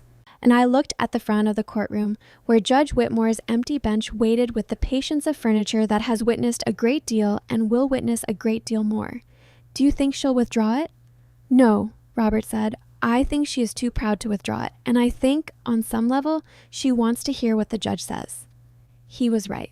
When Gerald Hoffman arrived and conferred briefly with my mother at the petitioner's table, I watched her face during their conversation. Whatever Hoffman was recommending, she shook her head. Once, definitively. She was going to see it through. I understood that. It did not make me feel generous toward her, but I understood it. Robert had told me he wanted to call me as a witness, not because we needed more evidence, the record was already comprehensive, but because Judge Whitmore needed to hear me speak. Not through documents, not through other people's descriptions, but directly. She needs to see who you are, Robert had said during our preparation. Everything else we have shown her. But this she needs to see for herself. I took the stand mid-morning after Robert had submitted the final documentary evidence and after Hoffman had presented his closing arguments, which were, by that point, significantly reduced in scope, focusing mainly on the general principle of oversight for large inherited estates rather than on any specific claim about my incompetence, since those claims had been largely dismantled. Robert's questions were straightforward. He had told me to answer each one as simply and completely as it deserved. No more, no less. Alina, can you walk the court through the major financial decisions you've made in the 18 months since inheriting the Callaway estate? I walked through each one. The Providence property analysis and sale, the insurance review and renewal, the portfolio reallocation, the establishment of a charitable giving fund that continued the causes my grandparents had supported for decades. For each decision, I described the process, the research, the comparison, the reasoning, the outcome. Not defensively, but the way you describe work you are proud of to someone who is genuinely interested in understanding it. I watched Judge Whitmore as I spoke. She was taking notes. Her expression was the neutral, attentive expression of someone doing their job carefully. But I had been watching her for 2 days, and I knew what engaged attention looked like on her face. And she was engaged. Alina, your mother has testified that she is concerned about your isolation, that you make decisions without family input or support. How would you respond to that? I consult the people whose judgment I trust on the matters where their expertise is relevant, I said. Robert Paxton for legal and estate questions. Diana Forsyth, my manager at Hartwell, for questions that benefit from her perspective. Patricia Weston for questions about my grandparents' intentions and history. The financial advisors my grandparents used for 30 years who know the portfolio's history better than anyone. The people I consult are people with relevant knowledge and a genuine interest in sound outcomes. My mother has neither. Can you explain what you mean? My mother does not know what I do professionally. She cannot name my employer or my title or my track record. She has never visited my apartment. She does not know my closest friend or how I spend my weekends or what I care about. She has not earned the knowledge that would qualify her to offer meaningful financial guidance, and she does not have the history with me that would give her standing to claim concern for my welfare. I paused. I wanted to say the next thing carefully because it was the most important thing I had to say, and I did not want it to sound like anger. It was not anger. It was something more precise than that. I understand that she may feel entitled to a role in my life based on the biological fact of our relationship. I do not dismiss the weight of that. But entitlement and standing are different things. You earn standing. You earn it by showing up, by being present, by doing the difficult and unglamorous work of actually knowing another person. My grandparents earned standing. They showed up every day for 21 years. They earned the right to form opinions about who I am and what I am capable of. My mother did not do that work, and I do not believe the court should grant her the standing she chose not to build. The room was very quiet. Judge Whitmore had stopped writing. She was looking at me directly over the top of her reading glasses with an expression I could not fully read, but which contained, I thought, something that was not unfriendly. Alina, Robert said, one final question. Your mother's letter last night. You don't need to share its contents, but I want to ask you this. Do you want a relationship with your mother? I had known he would ask this. We had discussed it in preparation. He had told me to answer honestly, whatever that meant. I looked at my hands for a moment. Then I looked at Judge Whitmore, because she was the person this answer was for. I wanted one for a very long time, I said. I spent most of my childhood and my adolescence wanting one, hoping that the next visit would be different, that the next phone call would last longer, that eventually she would decide I was worth the sustained effort that relationships require. That hope was real, and it lasted a long time, and it cost me something, in the quiet way that persistent hope always costs you something. I paused. I don't know what I want now. I think I am still figuring that out. What I know is that a relationship, if it ever exists between us, cannot be built on legal compulsion. It cannot be built on court orders or conservatorship arrangements or forced financial interdependence. Whatever exists between two people has to be chosen freely by both of them, repeatedly, or it isn't a relationship. It's a hostage situation. A small sound from somewhere in the gallery, not laughter, something more like recognition. I am open to something different with my mother in the future, I said. I am not close to it, But it would have to begin with honesty, and it would have to be chosen, not mandated. And it cannot begin until this is over. Thank you, Robert said. No further questions. Hoffman declined to cross-examine. Gerald Hoffman's closing was brief and, I thought, genuinely uncomfortable for him. He had entered this proceeding with a clear narrative and sufficient evidence to make it plausible, and he had watched that narrative disassemble over 2 days through no fault of his own preparation. He was a professional doing a professional's job, and the job had become very difficult because his client had withheld critical information from him. He argued, with diminishing conviction, that the principle of oversight for significant inherited estates was sound, that the court should consider the general welfare of assets that represented decades of careful stewardship, that his client's motivations, whatever personal feelings had colored them, did not invalidate the underlying legal question. It was the best he could do with what remained. Robert's closing was short. Your Honor, the respondent is a 28-year-old woman with a Yale education, an MBA with distinction, 5 years of professional experience as a licensed portfolio manager, and an 18-month record of managing her inherited estate that reflects everything her grandparents could have hoped for. The petition before this court asks you to declare her incompetent to manage her own affairs. The petitioner does not know her daughter's employer. She does not know her daughter's address. She does not know her daughter's closest friend. She used her daughter's identity for 4 years to open credit accounts without consent. She approached her daughter's estranged father and asked him to fabricate a psychological history. And she recorded none of these activities in her petition, suggesting she understood they would not support her stated concern for her daughter's welfare. This court does not need to determine that the petitioner is a bad person. It only needs to determine whether there is any legitimate basis for removing Alina Nichols' legal autonomy over her own life. There is not. There has never been. This petition should be dismissed in its entirety, and the court should take whatever additional steps it deems appropriate given the evidence of fraudulent financial activity that has been entered into the record. He sat down. Judge Whitmore looked at both tables for a moment. I'll take a brief recess, she said. Court will reconvene in 30 minutes. Robert and I sat in the small conference room and did not talk very much. He had a cup of coffee. I had water. The window looked out onto a side street where a delivery driver was struggling with a hand truck on the curb, the boxes shifting with each bump, and I watched him navigate it with the focused attention that my mind defaulted to when it needed something uncomplicated to do. Whatever she decides, Robert said at some point during that half hour. I know, I said. You have already won the only thing that matters. I looked at him. The record, he said. Everything that happened in that courtroom is on the record. The truth of your grandparents' intentions, the truth of your capabilities, the truth of your mother's conduct. Whatever the judge decides about the legal question, no one can unmake what is now part of the permanent record of this proceeding. I thought about that. My grandfather had said something similar in different words in the letter on the USB drive. Do not let anyone take them from you. The capabilities, the character, the integrity, these were not things the court had given me, and they were not things the court could take away. The court could only confirm or fail to confirm what was already true. Thank you, I said, for all of it, for the last 6 weeks and for the 20 years before that. Robert looked at me with the expression of a man who is not given to sentiment and is mildly uncomfortable with gratitude, but is also, underneath both of those things, genuinely moved. Your grandfather trusted me with something important, he said. I hope I did right by it. You did? I said. We went back to the courtroom. Judge Whitmore entered at 11:47 in the morning and took her seat with the same efficiency she brought to everything. She arranged 2 documents in front of her, placed her reading glasses on her face, looked at both tables, and began. I have presided over this court for 19 years. In that time, I have heard petitions for conservatorship across a wide range of circumstances. Some involving individuals who genuinely required protection, some involving family members who genuinely required help providing it, and some involving the particular combination of grief and financial interest that tends to produce the most difficult cases I encounter.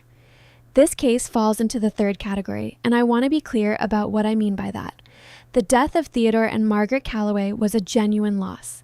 Their daughter's grief about the shape of her relationship with her parents is real, even if its expression in this courtroom has been complicated by other motivations. I am not dismissing the human dimension of what has occurred in this family. She paused. She looked at my mother directly. What I am dismissing is the legal petition. The evidence presented in this proceeding establishes, beyond any reasonable question, that Alina Nichols is fully competent to manage her inherited assets.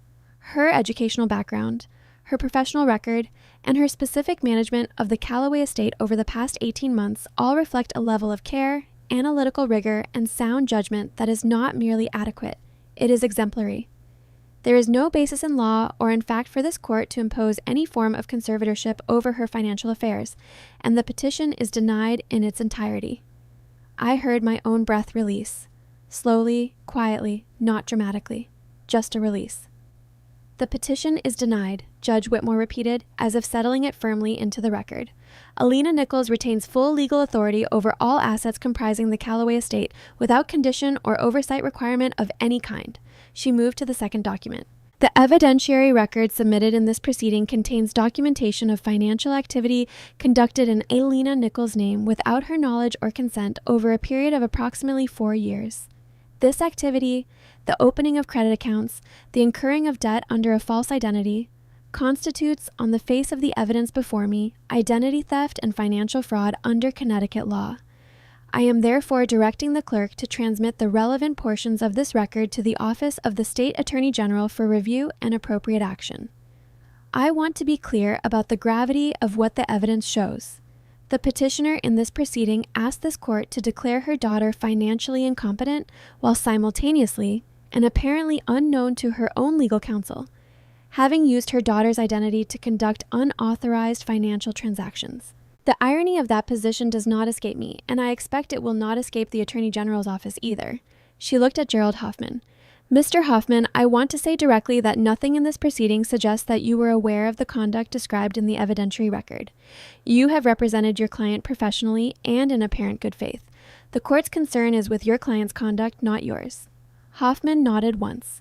His face was the face of a man who had just had a very difficult professional experience and was processing it with whatever composure he could maintain. Finally, Judge Whitmore said, and her voice shifted. Not softer exactly, but with a quality that indicated she was departing from the strictly judicial and saying something additional that she chose to say as a human being who had been listening carefully for 2 days. I want to address something that has been present throughout this proceeding and that I believe deserves to be named. Alina Nichols was left in her grandparents' care at the age of 7. She was raised by them, educated, supported, shaped, by 2 people who chose to invest in her not because they were obligated to, but because she earned their investment through exactly the qualities that have been on display in this courtroom. Her grandparents saw her clearly. They documented what they saw. They prepared for the possibility that someone would attempt to challenge their judgment, and they were right to do so. The respondent stood in this courtroom for 2 days and defended not only her financial competence, but her identity, who she is, where she comes from, what she is worth. She did it with dignity, honesty, and a quality of composure that I have rarely seen under circumstances of this kind. Theodore and Margaret Callaway chose their heir wisely. That choice is confirmed by this court. She removed her reading glasses. She placed them on their chain. We are adjourned. For a moment, nobody moved.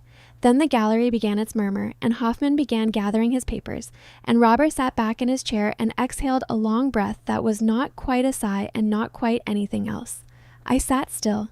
I was aware of Robert standing and of people approaching our table, courthouse personnel, a woman from the gallery I did not recognize who wanted to shake my hand, someone who said something I did not fully hear. I shook the hand. I said something appropriate. I was present and responsive and functioning, but some part of me was still sitting very quietly in the center of what had just happened, taking it in slowly, the way you let cold water run over your wrists on a hot day. It is over, not the aftermath. There would be aftermath, there would be the Attorney General's process and the paperwork and the months of unwinding, but this specific thing, this petition, this attempt to legally reframe who I was and what I was capable of, this was over. My grandfather's preparation had held. Robert's execution had held. The truth had held. I thought, they chose well. And then, immediately after, I will not waste it. I was gathering my things when I became aware that my mother was standing near the courtroom door. She was not waiting for me, exactly. She was simply there, in the act of leaving, and our paths were converging in the way that paths sometimes do in the small geography of a courthouse hallway. Hoffman had already gone. She was alone, her coat over her arm, her bag in her hand, looking smaller than she had looked in the courtroom. Not diminished exactly, but human in a way that the formality of the proceeding had somewhat concealed. We stopped, about 4 feet of hallway between us. I looked at her, not with the performing neutrality I had maintained in the courtroom, but with, I'm not sure what word to use, clarity, maybe. The clarity that comes after something long anticipated has finally occurred, and you can see the actual shape of it without the distortion of anticipation. She was 55 years old. Her carefully applied makeup had held throughout the morning, but there was tiredness in her face that the makeup could not address.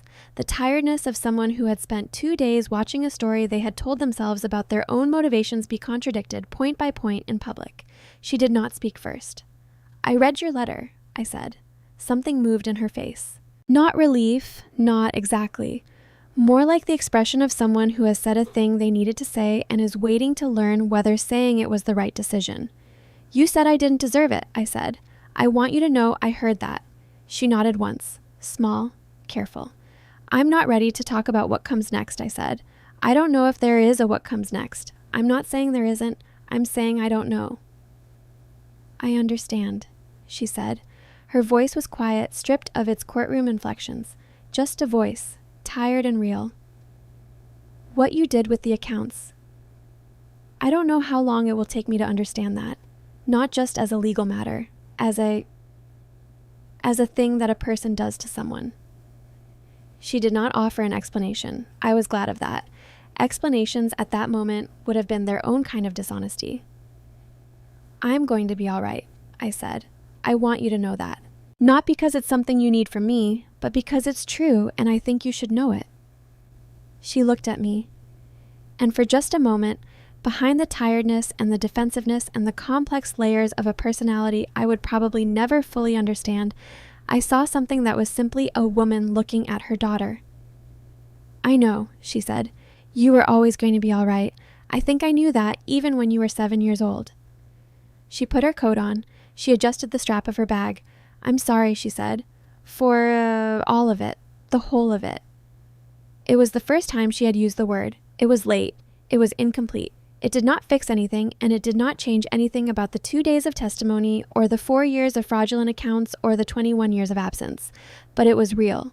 I nodded once. She walked to the elevator. The doors opened. She stepped in. They closed behind her. I stood in the hallway for a moment, alone, and then I walked out of the courthouse into the October afternoon.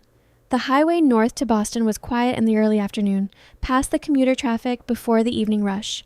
The trees along the median were at peak color, the particular extravagance of New England in October that I had been watching every year of my life since I was 7 years old in the back of my grandmother's car on the 40-minute drive home.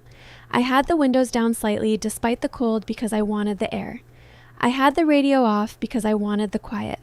I thought about the oak tree at the back of the Callaway property, which I had climbed every year from age 8 to age 18. I had not climbed it since I was 18, but I knew exactly what it felt like. The particular texture of the bark under your hands, the way the first branch was just high enough to require a real effort to reach. The view from the top fork where you could see the whole back garden and the meadow beyond it, and, on a clear day, the line of hills to the west. I thought about my grandmother in that garden on summer evenings, her hands in the soil, her back to the house. I thought about my grandfather at the kitchen table on a Sunday morning with the newspaper spread open and a question ready.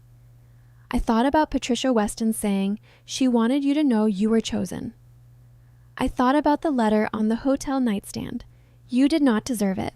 None of it. I thought about a courtroom in Hartford and a judge's voice saying Theodore and Margaret Callaway chose their heir wisely. I thought about being 7 years old at a window watching a white sedan disappear around a corner, and about the 21 years between that moment and this one, and about all the things that had been built in that space, the habits and the knowledge and the relationships and the quiet accumulating evidence of a person becoming herself. None of it had been wasted.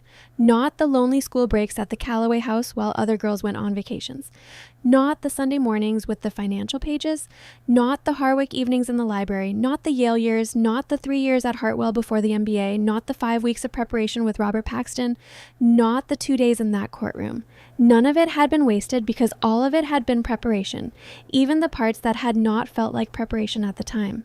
Applied knowledge is freedom, my grandfather had said.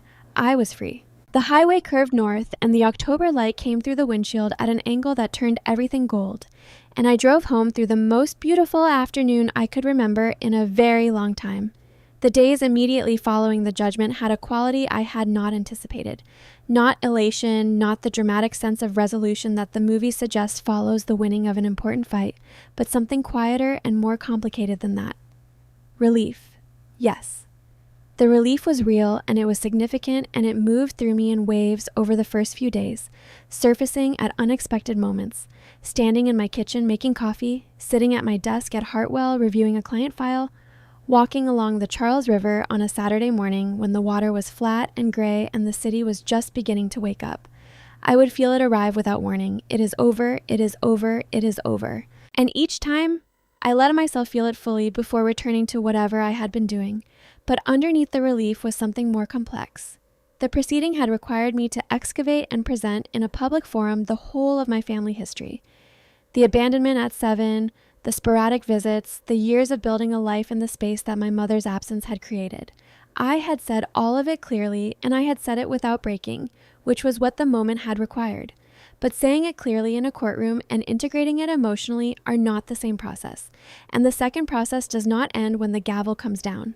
I called my therapist, a woman named Dr. Carol Simmons, whom I had been seeing intermittently for 3 years since I was 25, for the ordinary maintenance that living a conscious life sometimes requires. And I made an appointment for the week after the judgment. Then I made another one for the week after that. This was not crisis. This was care. Clara Baxter was waiting in the lobby of our building on the Monday morning I returned to work, holding 2 cups of coffee from the good place 3 blocks away. Not the acceptable place near the office, but the good place, the one that required a detour. And she handed me one when I walked in without making a production of it. "How are you?" she asked as we walked to the elevator. "Getting there," I said. She nodded. She did not push for more. We rode up in the elevator in the comfortable silence of people who have been friends long enough not to require constant narration, and when we reached our floor, she said, "Diana wants to see you at 9. I think she wants to officially welcome you back before you've had a chance to check your email." "Of course she does," I said, and I smiled for the first time in what felt like several days, and it felt like something loosening. Diana Forsyth's welcome was characteristically Diana, brief, direct, and more warm than her usual register. "You handled it with class," she said.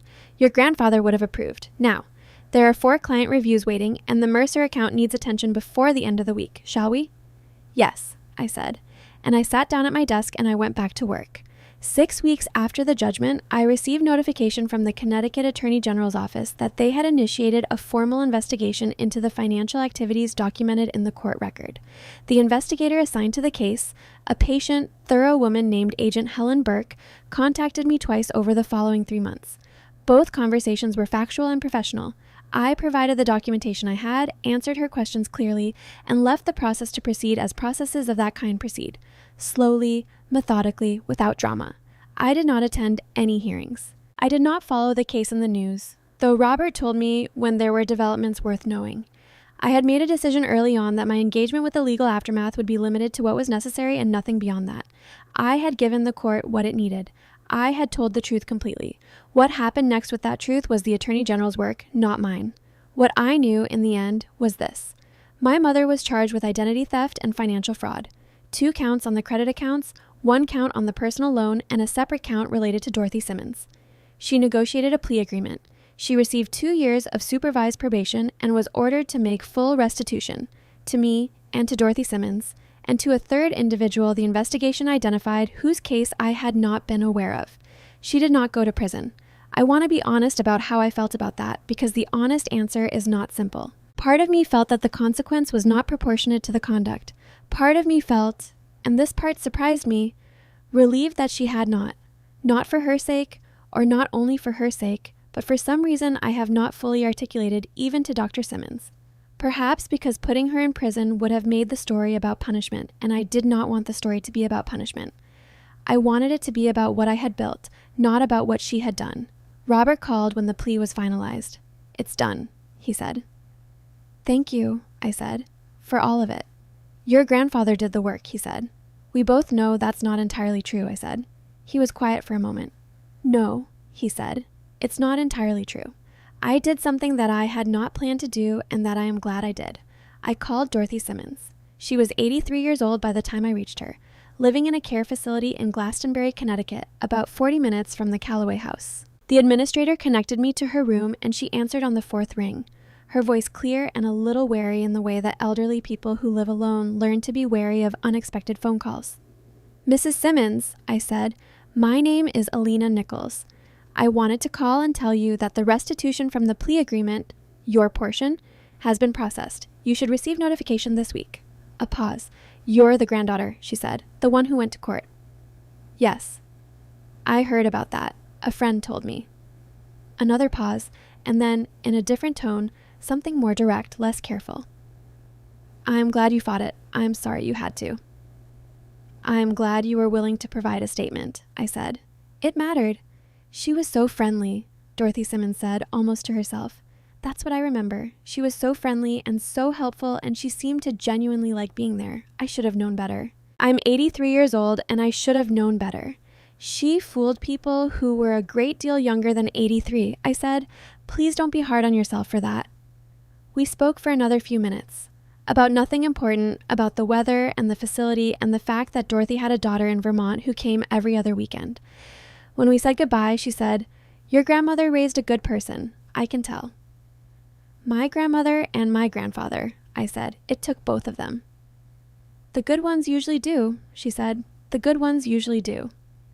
In January, 4 months after the judgment, I sent Duncan Nichols a text message. I had thought about it for several weeks before sending it, not agonizing, but genuinely thinking, the way I try to approach decisions that matter. I thought about what I wanted from the interaction, what I was capable of offering, and what the honest shape of the situation was. The honest shape was this. Duncan Nichols was a man who had made a serious failure when I was 5 years old, had been absent for 23 years, and had done one decent thing when it was needed. That one decent thing did not erase the 23 years. But the 23 years did not erase the one decent thing either. My grandmother had once said during one of our conversations about the complexity of people, most people are neither as good as they want to be nor as bad as their worst decision. The skill is in knowing which parts of them you can actually use. I had not known what she meant when she said it. I thought I might be beginning to understand it now. The text said, "This is Alina. I wanted to say thank you for what you did. I am not ready for more than that right now, but I didn't want to leave it unsaid." He replied 11 minutes later, "Thank you for telling me. That's enough. Take care of yourself." I put my phone down and made dinner and thought about what it meant to give someone exactly what you had available and nothing you didn't, and to have them receive it without asking for more. It was, I thought, the beginning of a very small thing. Whether it grew into anything larger was a question that belonged to another day. In February, I drove to Connecticut on a Sunday morning. Not for any particular reason, not for a meeting or an obligation or a task that needed doing. I drove there because it was a Sunday and I had no commitments, and I had been thinking about the house for weeks in the particular way you think about a place you need to return to in order to understand something. The Calloway house in February was not at its most beautiful. The garden was bare and gray, the rose arbor stripped to its structural bones, the vegetable beds covered with last autumn's mulch. The lawn was brown and hard. The oak tree at the back of the property was leafless, its shape stark and clear against the winter sky, every branch visible in a way that summer's fullness concealed. I had a key. I let myself in through the back door, the one that opened into the mudroom where the garden tools were kept and where my grandmother had always left her boots. The house was cold. I had arranged for the heating to be maintained at a minimum while I decided what to do with it, but minimum and warm are different things. I kept my coat on and walked through the room slowly, not looking for anything specific, just present. The kitchen, where Sunday mornings had happened for 11 years of my childhood. The study, where the recorder had sat on the desk. The dining room with the long table that had seemed enormous when I was 7 and now seemed simply like a table that had fed a great many people over a great many years. The library, where the books still stood in the arrangement my grandfather had maintained, organized by subject, then by author within subject, with a small handwritten card catalog in the top drawer of the desk that I had always found charming in a way I could not fully articulate. I stood in the library for a long time. I ran my fingers along the spines of the books on the lower shelves. Economics, history, biography, a long shelf of what my grandfather had called the applied philosophers, which included everyone from Marcus Aurelius to a dog-eared copy of a modern book about decision-making under uncertainty that still had his pencil marks in the margins. I pulled the decision-making book from the shelf and opened it to a marked page. In the margin, in my grandfather's precise handwriting, was a single notation beside a paragraph about the importance of preparing for negative outcomes. CUSE. I stared at that for a long moment. He had been reading this book and thinking about preparation and written a note to himself. CUSB. That referenced a drive he was building for a granddaughter who might never need it. He had been doing this while living his ordinary life, while eating breakfast and reading the paper and watching the evening news and walking in the garden with my grandmother. In the middle of all that ordinary living, he had been quietly building something for me. I closed the book. I put it back on the shelf. Then I sat down in his chair, the old leather chair by the window that had always been his, and I sat there for a long time in the quiet of the house, in February, with the bare garden visible through the window and the winter light coming in flat and clear. I was not sad. I was not exactly happy either. I was present in the way that certain places make you present. The places that contain a great deal of accumulated meaning, where the walls have absorbed enough of the living that has happened within them to give the air a quality of depth. After a while, I got up. I went to the kitchen. I found the coffee maker and the coffee.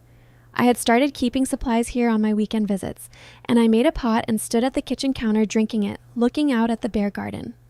I decided then, not dramatically, not with any formal announcement even to myself, that I was going to keep the house. Not as a museum. Not preserved in amber, unchanged, a monument to people who were no longer there to inhabit it, but kept, lived in, at least sometimes. The garden tended, the library used, the Sunday morning kitchen put back to its purpose. It would take work. Some of it would be logistical, the maintenance, the property taxes, the practical question of a house that could not simply sit empty. Some of it would be the other kind of work, the interior kind, the work of learning to be in a place without the people who made it what it was, of building new memories in rooms that held old ones. But my grandparents had not left me this house because they expected me to keep it exactly as it was. They had left it to me because they trusted me to know what to do with it. I would figure out what to do with it. I was good at figuring things out. By March, I had arranged for a local property management company to handle routine maintenance, a gardener to come twice a month through the growing season, and a cleaning service on a schedule that would keep the house livable. I drove down on 2 Sundays a month and spent the day there, reading, working at the kitchen table, sometimes just sitting in the back garden watching the early spring begin its tentative return. I planted things, not with any expertise. I was not my grandmother, but with the beginner's willingness to try and fail and learn. I found her gardening notebooks in the drawer of the potting bench in the garage, 3 composition books filled with her handwriting and pencil. What she had planted, when, where, what had worked and what hadn't, observations about soil and light and drainage that represented decades of accumulated knowledge. I read them the way I had read my grandfather's financial pages when I was 8, carefully, with attention, understanding that what was being offered was more than information. The first things I planted were roses. Not because I knew what I was doing with roses, I emphatically did not, but because the rose arbor near the back porch was where my grandmother had spent more hours than I could count, and it seemed like the right place to begin. I made mistakes. I read about them in the notebooks and corrected them. I made different mistakes. I read about those and corrected those too. By June, 3 of the 7 rose plants I had put in were doing something that resembled flourishing. The other 4 were doing something that resembled surviving, which my grandmother's notebooks told me was often sufficient and sometimes a precondition for flourishing. Give them time, she had written in one entry about a rose variety that had taken 3 seasons to establish. Some things need longer than you expect before they show you what they are. I want to tell you about this directly because it is part of the story and because I think it matters. The Callaway estate, $3.5 million in combined assets, plus the Connecticut property, was not a number I had grown up thinking of as mine. It had been my grandparents' money, built over 40 years of disciplined work and careful management, and my relationship to it had always been as an observer and a student rather than an owner. Becoming the owner required adjustment, not because the responsibility was beyond me. I had been managing other people's money for 5 years at a professional level, and my own money carefully since before that. But because the emotional weight of inherited wealth is different from earned income in ways that I had to learn to navigate. My grandfather had known this. It was part of why he had built the documentation he built, and part of why one of the folders on the USB drive contained not just financial records, but a document he had titled simply Thoughts on Stewardship. 12 pages, handwritten, setting out his philosophy of what the money was for and how he had thought about managing it over the decades. I read it 3 times in the first month after the judgment. I have returned to it several times since. The central idea was straightforward, though its practice required constant attention. Money is not an end. It is a tool, and like any tool, its value is determined entirely by what you build with it. The question is not how to protect wealth, but how to use it, carefully, purposefully, in ways that reflect the values of the people who created it and the person who stewards it. I kept the existing investment structure largely intact in the first year. It had been built with care, and it was performing well, and there was no reason to disrupt it simply for the sake of activity. I made targeted adjustments, increased the allocation to fixed income for stability, sold one underperforming position that my analysis suggested had limited upside, and established a dedicated charitable giving account that continued the causes my grandparents had supported. The charitable work became, over time, one of the most meaningful parts of managing the inheritance. My grandparents had given quietly and consistently to educational organizations and elder care causes for decades. I continued both and added one of my own, a scholarship fund at the high school I had attended before Harwick, in the town where the Callaway House sat, for students who demonstrated academic ability but lacked the financial resources to pursue the opportunities their ability warranted. I named it the Margaret and Theodore Callaway Scholarship. The first recipient was a 17-year-old girl from 2 towns over who wanted to study engineering. I met her once, briefly, at a small reception the school organized. She was serious and a little nervous, and she shook my hand with the focused attention of someone who understood that the moment mattered. I thought about being 17 and serious and a little nervous, standing in a high school library at Harwick on a Friday evening while everyone else was somewhere more interesting. Work hard, I told her. And when things are difficult, and they will be difficult, remember that difficult is not the same as impossible. It just requires more time. She nodded. She wrote something in the small notebook she was carrying. I did not know what she wrote. I hoped it was useful. I am recording this from the back garden of the Callaway House on a Sunday afternoon in October, 14 months after the judgment, on the 1-year anniversary of the week the hearing took place. The garden is not what it was when my grandmother tended it. It is quieter, less abundant, the roses sparser, and the vegetable beds not yet back to their full summer production. But it is alive. The arbor is standing. 3 roses are in their second season, and 2 of them bloomed in June in the way that roses bloom when they have decided the conditions are acceptable. Not extravagantly, but genuinely. I am sitting in the old wicker chair that has been on this porch for as long as I can remember, with a cup of coffee and my grandfather's decision-making book open in my lap, though I have not been reading it. I have been looking at the garden and thinking about everything I want to tell you before we reach the end of this story. There is a lot I could say, but I want to try to say the things that matter most. The story I have told you is at its surface a story about a court case, about a mother who tried to take her daughter's inheritance and failed, about documents and recordings and a judge who saw through a performance to the truth beneath it. But that is not really what the story is about. The story is about staying. My grandparents stayed. They were 61 and 63 years old when a 7-year-old girl arrived on a Tuesday morning with a pink suitcase and an expression of careful composure that should have broken their hearts, and they made room for her without drama or announcement, and they stayed for 21 years. They stayed through the school years and the college years and the early professional years. They stayed through my grandmother's illness and my grandfather's grief. They stayed in all the small, unremarkable ways that constitute the actual practice of love, the Sunday mornings, the garden lessons, the phone calls every week, the presents. They stayed, and what they built by staying was a person. I am that person. I do not say that with arrogance. I say it with the particular kind of gratitude that you feel for things you did not choose, but that shaped you completely. I did not choose Theodore and Margaret Callaway. I was brought to their door at 7 years old by a circumstance I did not control. But everything that happened after that was the result of their choice to stay and my choice, learned from them, grown in their house, to stay too. To stay in the study when the mathematics got difficult. To stay at Harwick when loneliness was the easier option. To stay at Hartwell through the years when the work was hard and the recognition was slow. to stay in the courtroom for 2 days when every instinct towards self-protection said that being seen that clearly in public was too much to ask. Staying is the work. Everything else is what the work produces. I have thought a great deal about my mother in the months since the judgment, more than I expected to, and in different ways than I expected. She was not, I have come to understand, a simple person. She was not simply selfish or simply cruel or simply a villain. She was a person who had grown up in a house with very high expectations and had failed, in her own estimation, to meet them. Who had felt, for reasons I can only partially understand from the outside, that she had been measured and found insufficient by the people whose judgment mattered most to her, and who had spent decades organizing her life around the management of that feeling. She left when I was 7 because she was 31 years old, and the life she was living felt like a version of the judgment she had already failed, replicated in a new generation. She could not be present for me because presence required the kind of sustained attention that she had learned to protect herself from, because sustained attention, in her experience, led to sustained evaluation, and sustained evaluation was something she had learned to fear. None of that is an excuse. I want to be clear about that, because the understanding of a thing is not the same as the forgiveness of it, and I have not yet reached forgiveness and may not for a long time, and I think it is important to be honest about that, rather than present a tidier emotional resolution than actually exists. But the understanding is real, and it has changed the quality of what I carry.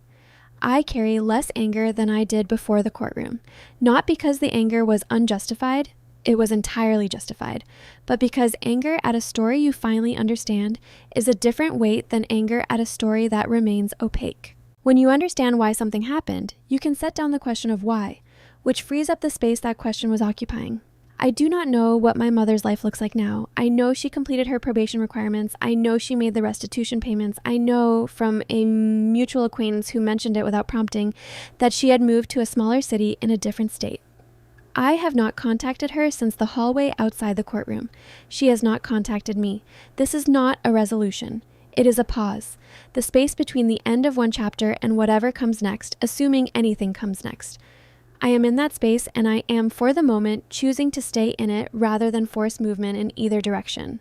The door is not closed. I am not at the door. I am in the middle of the room, living my life, and the door is somewhere behind me, and what happens with it is a question for another season. The word inheritance contains two ideas that are usually treated as synonymous but are actually distinct. There is the inheritance that is given, the assets, the property, the financial resources that pass from one person to another through the mechanism of a will or a trust. This is the inheritance that courts adjudicate and attorneys document and families fight over.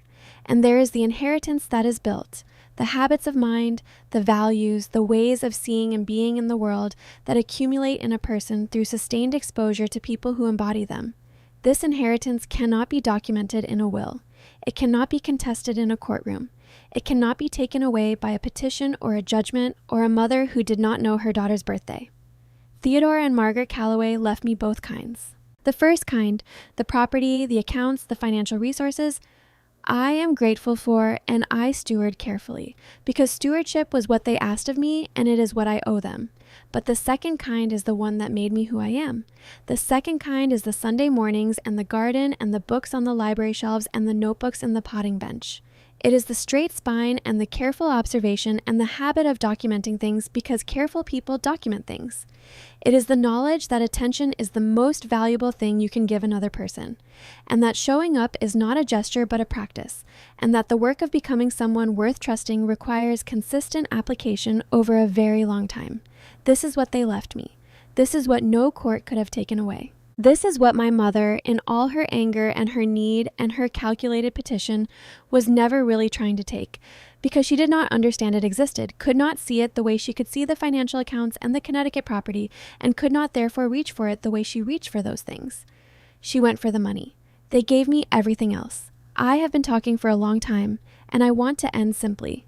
If you are listening to this and you are someone who stayed when it would have been easier to leave, stayed in a difficult situation, stayed present for someone who needed you, stayed true to something when the easier path was to let it go, I want you to know that staying is seen. It may not be acknowledged in the moment. It may not be rewarded on the timeline you hope for. The person you are staying for may not even fully understand in the moment what your presence means. But it accumulates. It builds something. The staying accumulates into a person, or into a relationship, or into a life that has the particular quality of being genuinely inhabited rather than merely occupied. My grandparents stayed and built me. I stayed and built myself with what they gave me. This is how it works. If you are someone who left, who walked away from something or someone, who made the easier choice when the harder one was what the situation required, I want you to know that it is not necessarily too late. Not for everything, not always. Sometimes the door that was closed can be opened again, slowly, carefully, with patience and honesty and the willingness to be seen clearly in the light of what you did. I do not know yet whether that is true of my mother and me, but I am not certain it is not. If you are someone sitting in the middle of a difficult family situation right now, wondering whether your presence is making a difference, wondering whether the work you are doing is seen, wondering whether the staying is worth the cost, I want to tell you what my grandfather told me in the last letter he wrote. You are exactly the person they have raised you to be. Whatever that person is, whatever you have built through the sustained application of your best efforts in the conditions you were actually given, that is yours. It cannot be petitioned away. It cannot be adjudicated. It is the inheritance that lives in you, not in any account or any property or any document that can be submitted to a court. Build it carefully. Tend it the way you tend a garden in its first season, with patience, with attention, with the willingness to make mistakes and learn from them, and with the knowledge that some things need longer than you expect before they show you what they are. It is worth the work. I promise you, it is worth the work. The October light is moving now, dropping toward the tree line, the particular long gold of late afternoon in the fall. The coffee went cold some time ago, and I have been drinking it anyway, which my grandmother would have found unacceptable and which I find oddly comforting. One small rebellion against her standards that she is no longer here to correct. The oak tree at the back of the property is fully turned, orange gold, holding on, the leaves not yet ready to let go, even though the cold has been asking them to for weeks. I will not climb it today. I am 28 years old and I have my grandmother's wicker chair and I have no particular need to climb trees anymore, though I reserve the right to change my mind about that. But I look at it the way I always looked at it, from the time I was 8 years old and first found it at the back of a garden that was not yet mine, but was already beginning to feel like it was. It is still here. I am still here. That is, in the end, the whole of it. Thank you for listening. Thank you for staying with me through all 6 parts of the story. I know it was long, and I know it asked something of you. Your attention, your time, perhaps something more than that if parts of it landed somewhere personal. If this story found you at a moment when you needed it, if something in it reflected something in your own life, your own family, your own experience of being the one who stayed, or the one who was left, or the one who is still figuring out what staying means, then it was worth telling. Please subscribe to this channel if you haven't already. Drop your city in the comments. I genuinely want to know where you are, how far this has traveled, who it has reached. Every comment reminds me that stories connect us in ways we cannot always predict or plan for. And if you know someone who needs to hear this, someone in the middle of a hard season with their family, someone who is doing the quiet work of staying without much acknowledgement, someone who needs to be reminded that the work accumulates into something real, please share it with them. Take care of yourselves. Tend the garden. Stay.